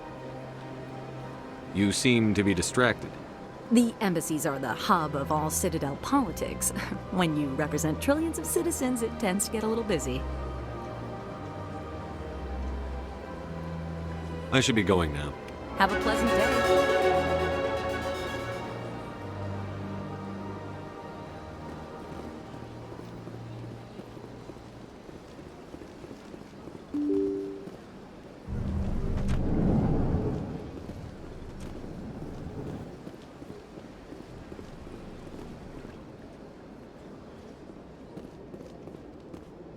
I can't believe I landed a job here. This place is fantastic.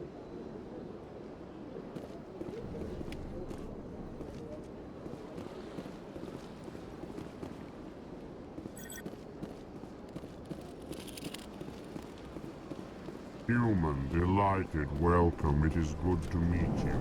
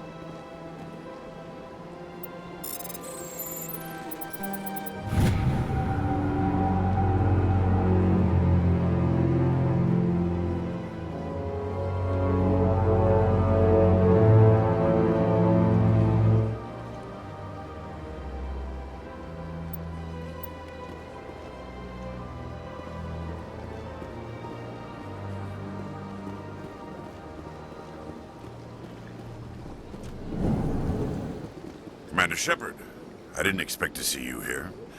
Did Ambassador Udina send you?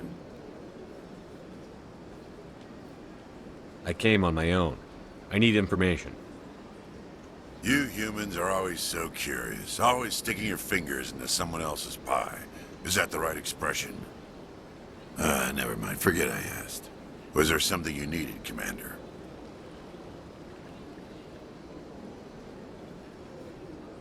I get the feeling you're not too fond of humans. No, I just don't trust your kind. Not yet. You humans are eager to take all the power you can get, and you're being given a lot. If the Council wants to make humanity their new favorite pet, that's their business. But I don't have to like it. The Council treats us like second-class citizens. We have to fight for everything we get. Good. Then fight for it. But don't expect the rest of us to just sit back and let you take it. I'm a busy man, Commander. Are we done here? What do you know about the Spectres?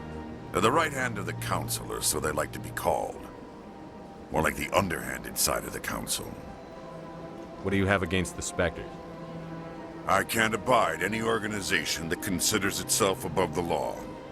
Especially when it's left up to each individual Spectre to decide when and how to bend the rules.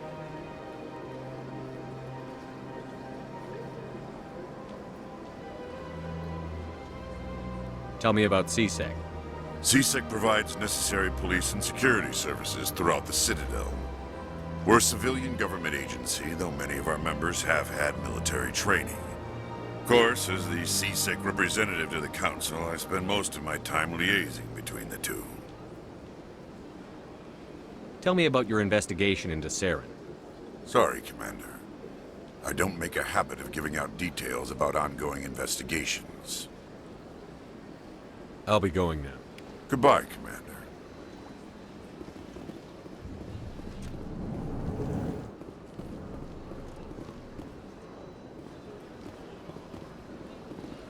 This place seems strange. Wish there were more humans around. Don't believe the rumors. The consort would never reveal her secrets. Of course she wouldn't. She'd be tossed out the nearest airlock if she did. I suppose. Besides, Nick, the consort's nothing like the girls back on the colonies. She's... You don't have to do it with her. You can just talk to her if you want. Is that all you did, Jazz? Just talk? I didn't say that. Ha! I bet you did too. Shut up, Fredericks. What do you want? Oh, Commander. Is there something I can do for you? Relax, Private. This isn't an inspection. Right, sorry. What can I do for you, Commander? What can you tell me about the Asari consort? Well, she's an Asari who works here as... That is, she helps people with things. You never went to see her, did you, Fredericks? No, I never did. I couldn't afford it. It costs half a year's credits just to go in and talk to her.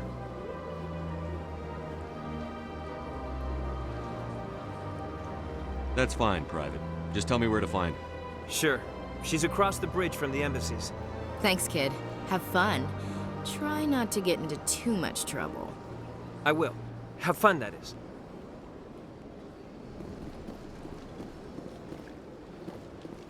I don't have time to talk now. I'm very busy. Hello, Commander. Can I get you something? What have you got? Information, mostly.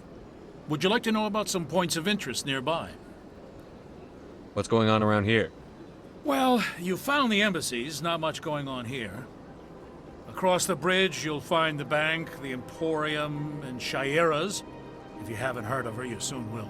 If you need supplies, you can try the markets one level below. For entertainment, I'd try Flux or Cora's Den. What is Shaira's? The consort? She entertains clients who can afford her services. Most of the diplomats and ambassadors have visited her at one time or another. She's a very powerful woman, but also very respected. Tell me about Flux and Cora's Den. Well, Flux has gambling and dancing, certainly more lively than this place. Cora's Den, on the other hand, well, let's just say it's livelier and deadlier, all at the same time. Goodbye.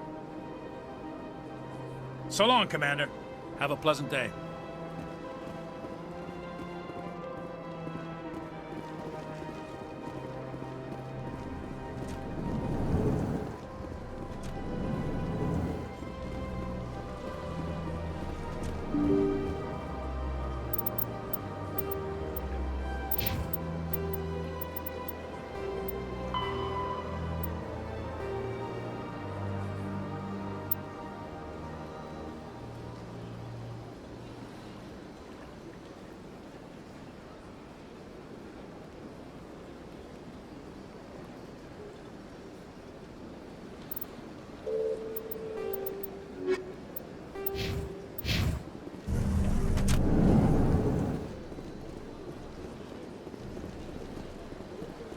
Welcome to the Presidium. Allow me to be your guide. Greetings and welcome to the Presidium. My name is Avina, and I am pleased to be your virtual guide throughout this level of the Citadel Space Station. So are you a person or a program? I am a fully interactive virtual intelligence, programmed to provide spontaneous guidance at predetermined locations of interest throughout this level of the Citadel. I may also be contacted through any of the Presidium VI terminals, should you require assistance. Give me the tour. You are standing at Presidium Tourism Terminal 1. On either side of this lobby are the embassies of the various Citadel races, along with CSEC headquarters. On the far end of this level, you can see the Citadel Tower, where the Council meets regularly to discuss matters of interstellar importance. I want to know more about Citadel security. Citadel security serves as law enforcement for all regions of the Citadel, though the majority of officers serve in the wards. Executor Palin, a Turian, is the current head of CSEC, but individuals from virtually every species across Citadel space serve as officers beneath him. If you wish to learn more, Executor Palin's office is located in the CSEC headquarters just across the lobby. Tell me about the embassies. Each species in Citadel space important enough to be consulted on matters of galactic politics maintains an embassy on the Presidium. The Volus were the first non-council species to be granted an embassy, roughly 2,384 galactic standard years ago. As Citadel space has expanded, more embassies have been added. The most recently added embassy belongs to your own species, humanity. It was added 19 galactic standard years ago, despite some rather vocal opposition.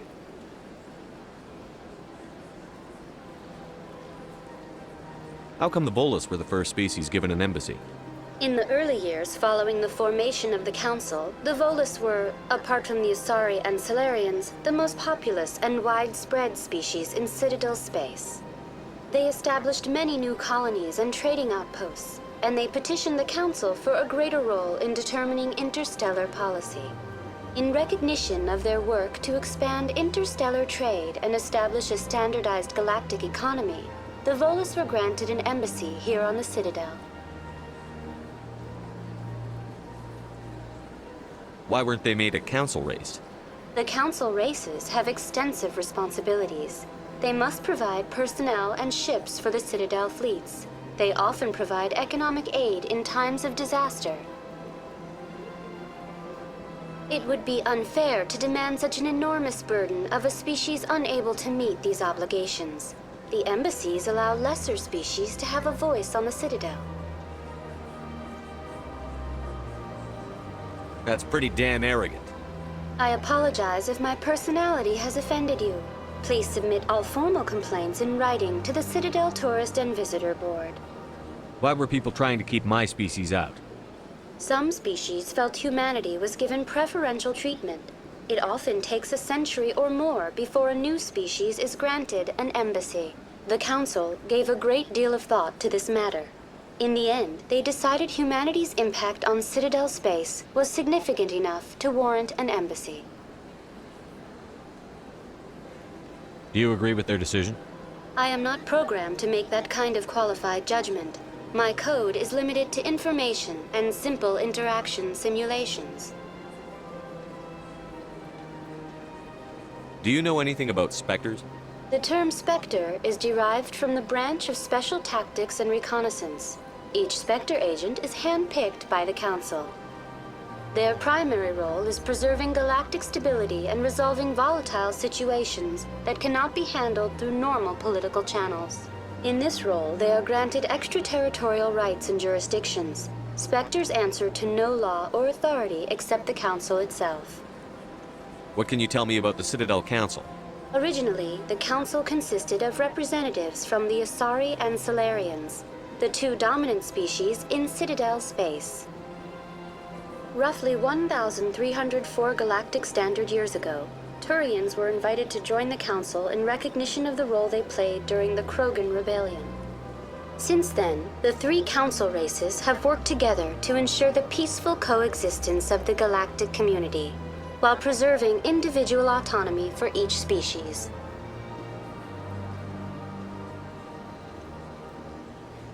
It can't be as simple as that. There must be problems somewhere in the system. I am not programmed to make that kind of qualified judgment. My code is limited to information and simple interaction simulations. Goodbye. Goodbye, and thank you for using Avina. Please enjoy your visit to the Citadel.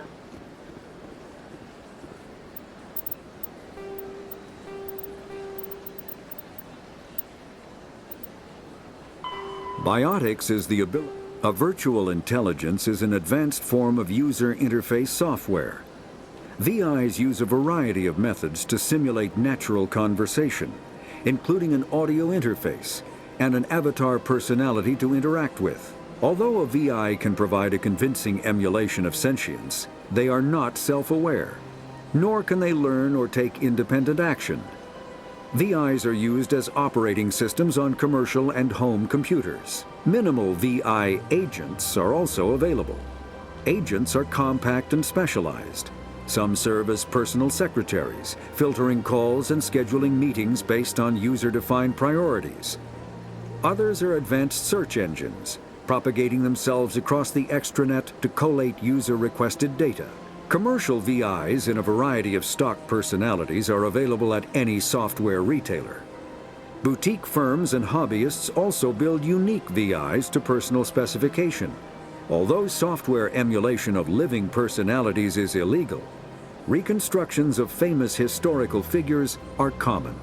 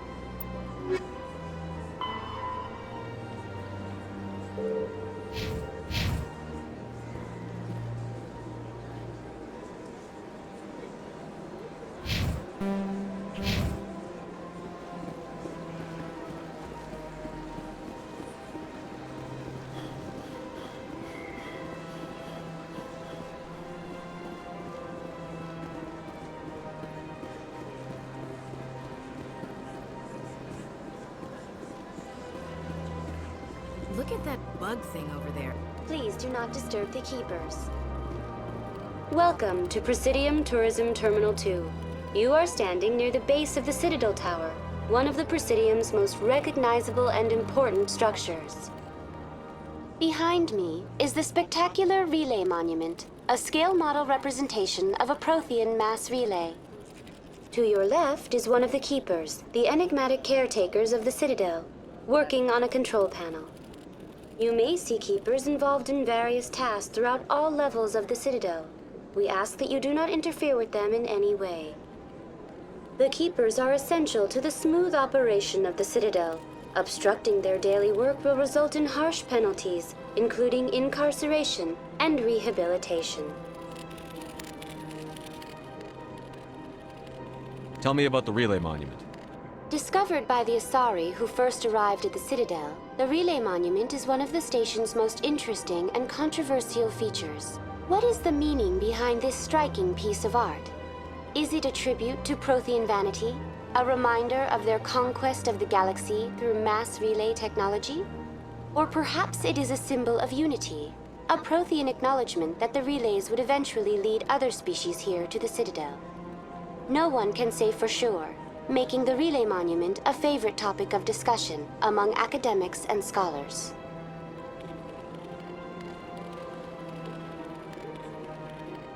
Tell me about the Citadel Tower. Housing both the Council Chambers and Citadel Control, the tower is one of the most important buildings on the station. Access to these areas is restricted to those with the appropriate clearance. What happens in Citadel Control? Citadel Control handles all incoming and outbound transit. Every ship within 2,000 kilometers of the Citadel is under the jurisdiction of Citadel Control. At peak capacity, they are responsible for monitoring upwards of 1,000 vessels. I'd like to hear more about the Council Chambers. The business of the Council, which often has far-reaching effects on the galactic community, is conducted in a room at the apex of the Citadel Tower. The Council Chambers themselves are truly a magnificent sight to behold, though few get to experience the view in person. Typically, only the councilors, ambassadors, and high-ranking officials, along with various support staff, are allowed access. What if someone has business with the Council? The average citizen must go through the proper channels if they wish an audience with the Council. This is usually arranged through their respective ambassadors. Even then, few are given access to the actual Council Chambers. In most cases, the ambassador acts on behalf of the citizen. I'm scheduled to have an audience with the Council. Only a handful of visitors to the Citadel are ever granted that privilege. I would be jealous, but that is outside the scope of my programming. I'd like to know more about the Keepers. Little is known about these peaceful servants of the Citadel, though they are essential to the operation and maintenance of the entire station. Citadel regulations protect the Keepers against interference during the performance of their tasks. Failure to comply will result in harsh penalties. Keepers can be seen in all sections of the Citadel, but are typically found in and around the tower. Any particular reason there are so many Keepers in this area? The Keepers do not communicate with other species. It is assumed, however, that the tower houses the Citadel's primary control systems. Many of the station's systems, such as navigation and life support, function automatically. It is believed the Keepers operate those systems from inside the tower's inaccessible core. The Keepers also make frequent appearances in the Council Chamber itself, though they appear to be just passing through on their way to some other destination. That's all for now. Thank you for using Avina. Have a pleasant day.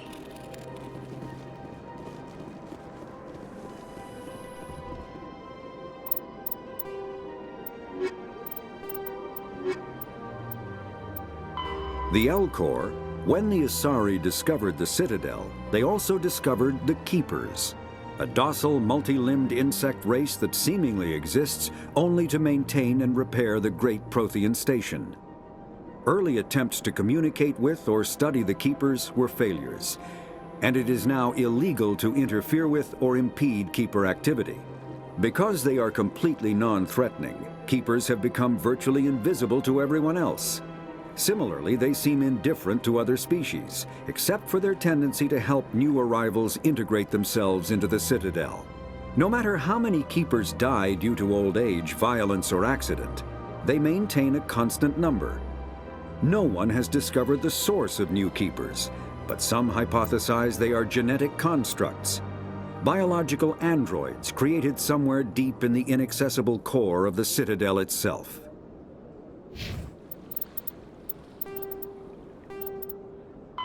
Biotics is the mass relays are feats of Prothean engineering advanced far beyond the technology of any living species. They are enormous structures scattered throughout the stars and can create corridors of virtually mass-free space, allowing instantaneous transit between locations separated by years or even centuries of travel using conventional FTL drives. Primary mass relays can propel ships thousands of light years, often from one spiral arm of the galaxy to another.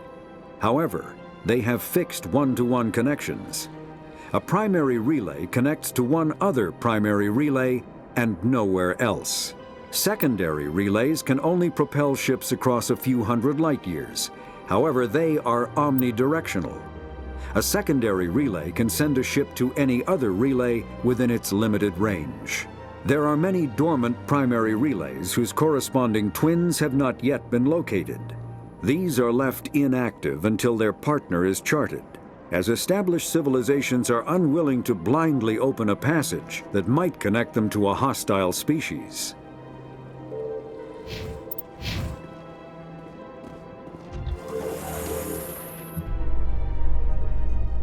The Council isn't going to ask me any questions, are they? I doubt it. We've made our reports. Now we just have to trust Ambassador Udina. No, we don't, sir.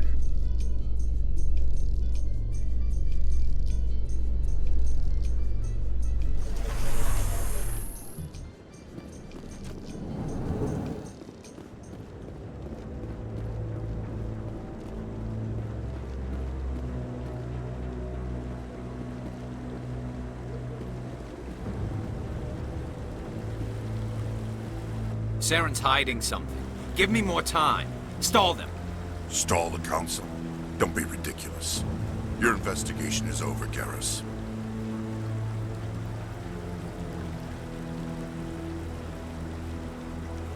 Commander Shepard, Garrus Vakarian. I was the officer in charge of the C-Sec investigation into Saren. Come across anything I should know about? Saren's a Spectre. Most of his activities are classified. I couldn't find anything solid. But I know he's up to something. Like you humans say, I feel it in my gut. I think the Council's ready for us, Commander. Good luck, Shepard. Maybe they'll listen to you.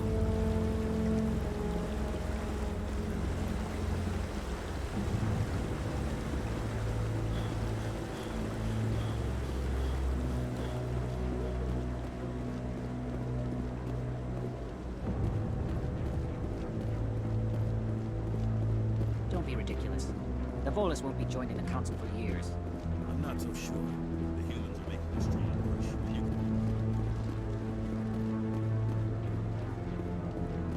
The hearing's already started. Come on.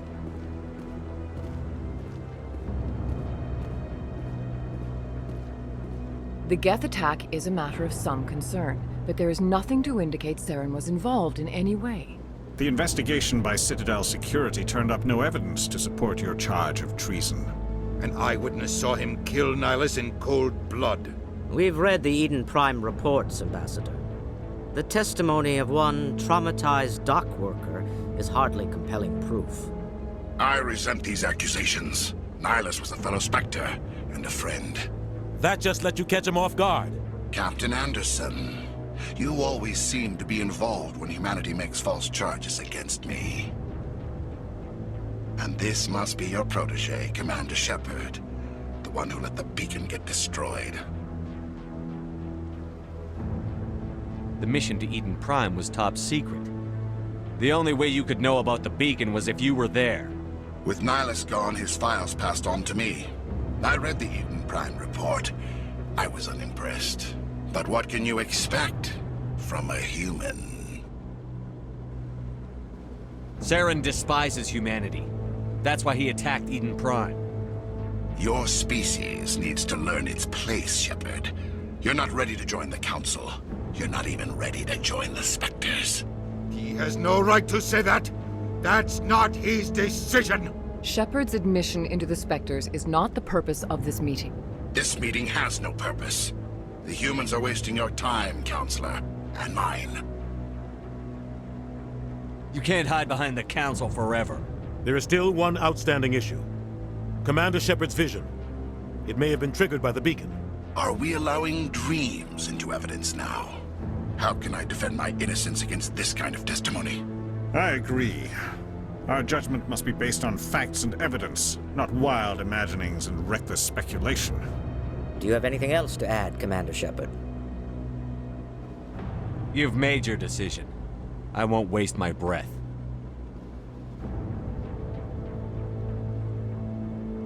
The Council has found no evidence of any connection between Saren and the Geth.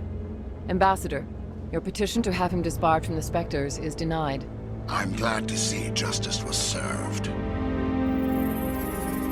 This meeting is adjourned.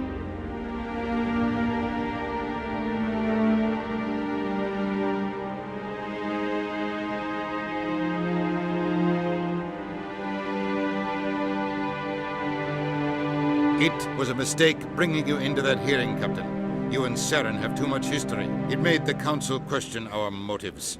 I know Saren. He's working with the Geth for one reason. To exterminate the entire human race. Every colony we have is at risk. Every world we control is in danger. Even Earth isn't safe. We need to deal with Saren ourselves. As a Spectre, he's virtually untouchable.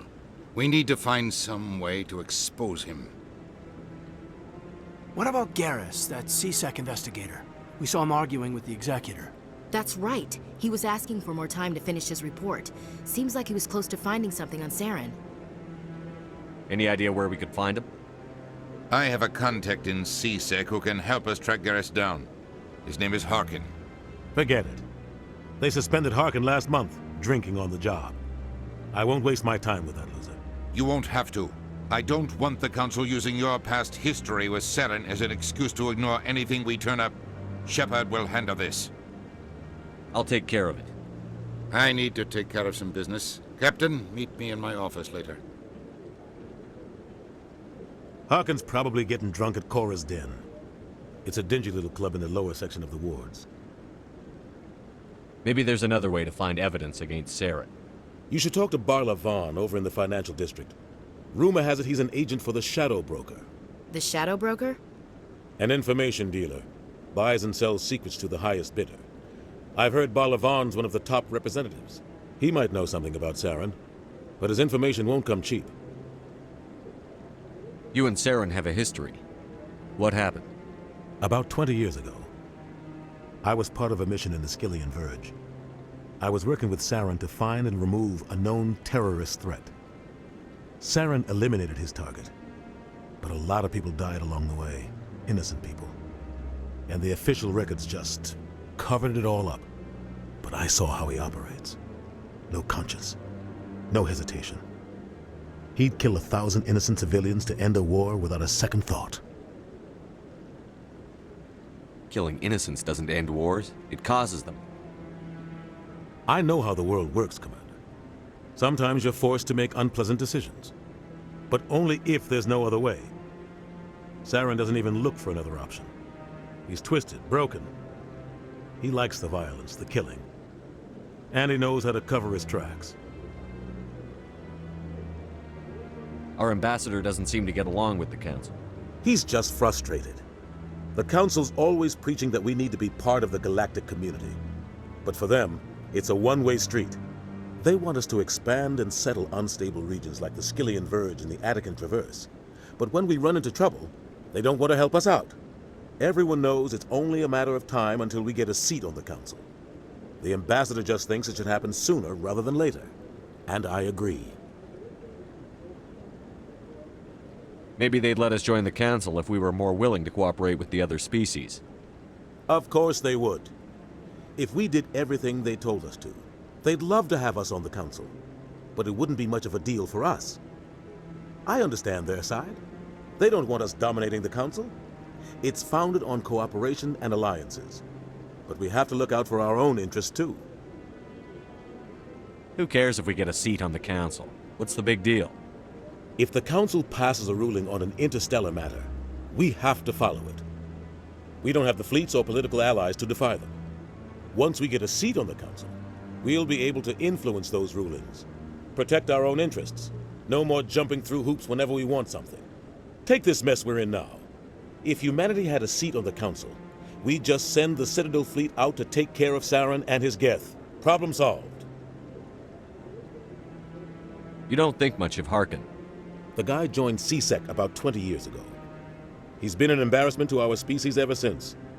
Roughing up suspects in custody, bribery accusations, alcohol and drug use. The embassy used to step in when he got in trouble. But I guess enough was enough. The guy's a scumbag. He should have been cut loose a long time ago. He was one of the first human C-Sec officers. Guess it would have looked bad if he got fired. A lot of backroom deals were worked out over the years to keep him on the force. Politics is a dirty business sometimes, but it looks like his time's run out. We've got enough humans in C-Sec now to stop protecting him. I want to know more about the Spectres. They're not your typical government agency. They tend to work alone, behind the scenes. They take care of problems the Council can't. It's not easy preserving peace across an entire galaxy. The Council prefers to use diplomacy and negotiation, but sometimes more extreme measures are needed.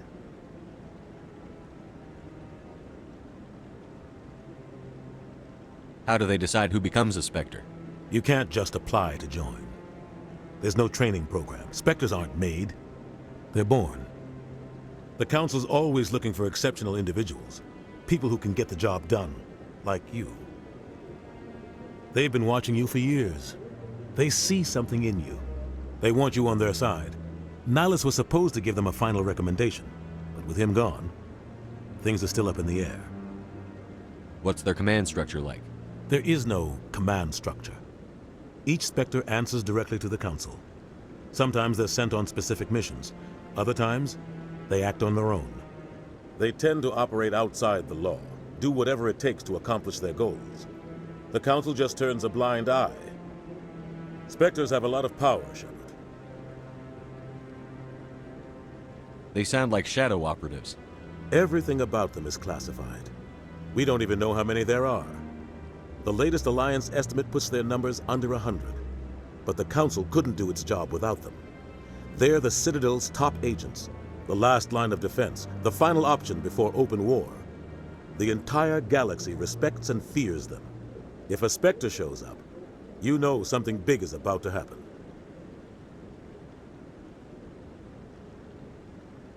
What happens when a Spectre goes rogue, like Saren? It doesn't happen often. The Council is careful when they select their candidates. But when something does go wrong, there's usually only one solution. Send another Spectre to bring the rogue agent down.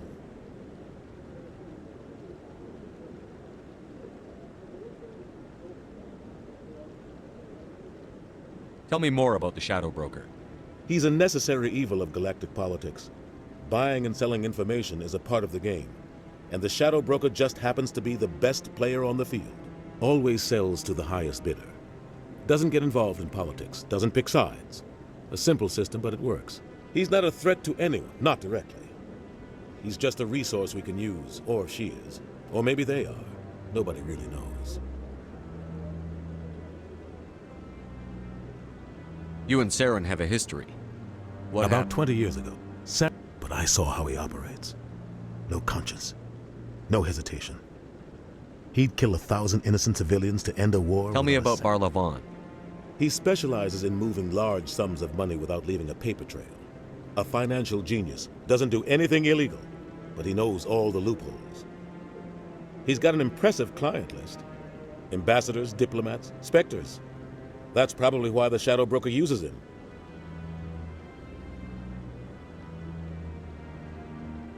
I should go. Good luck, Shepard. I'll be over in the ambassador's office if you need anything else.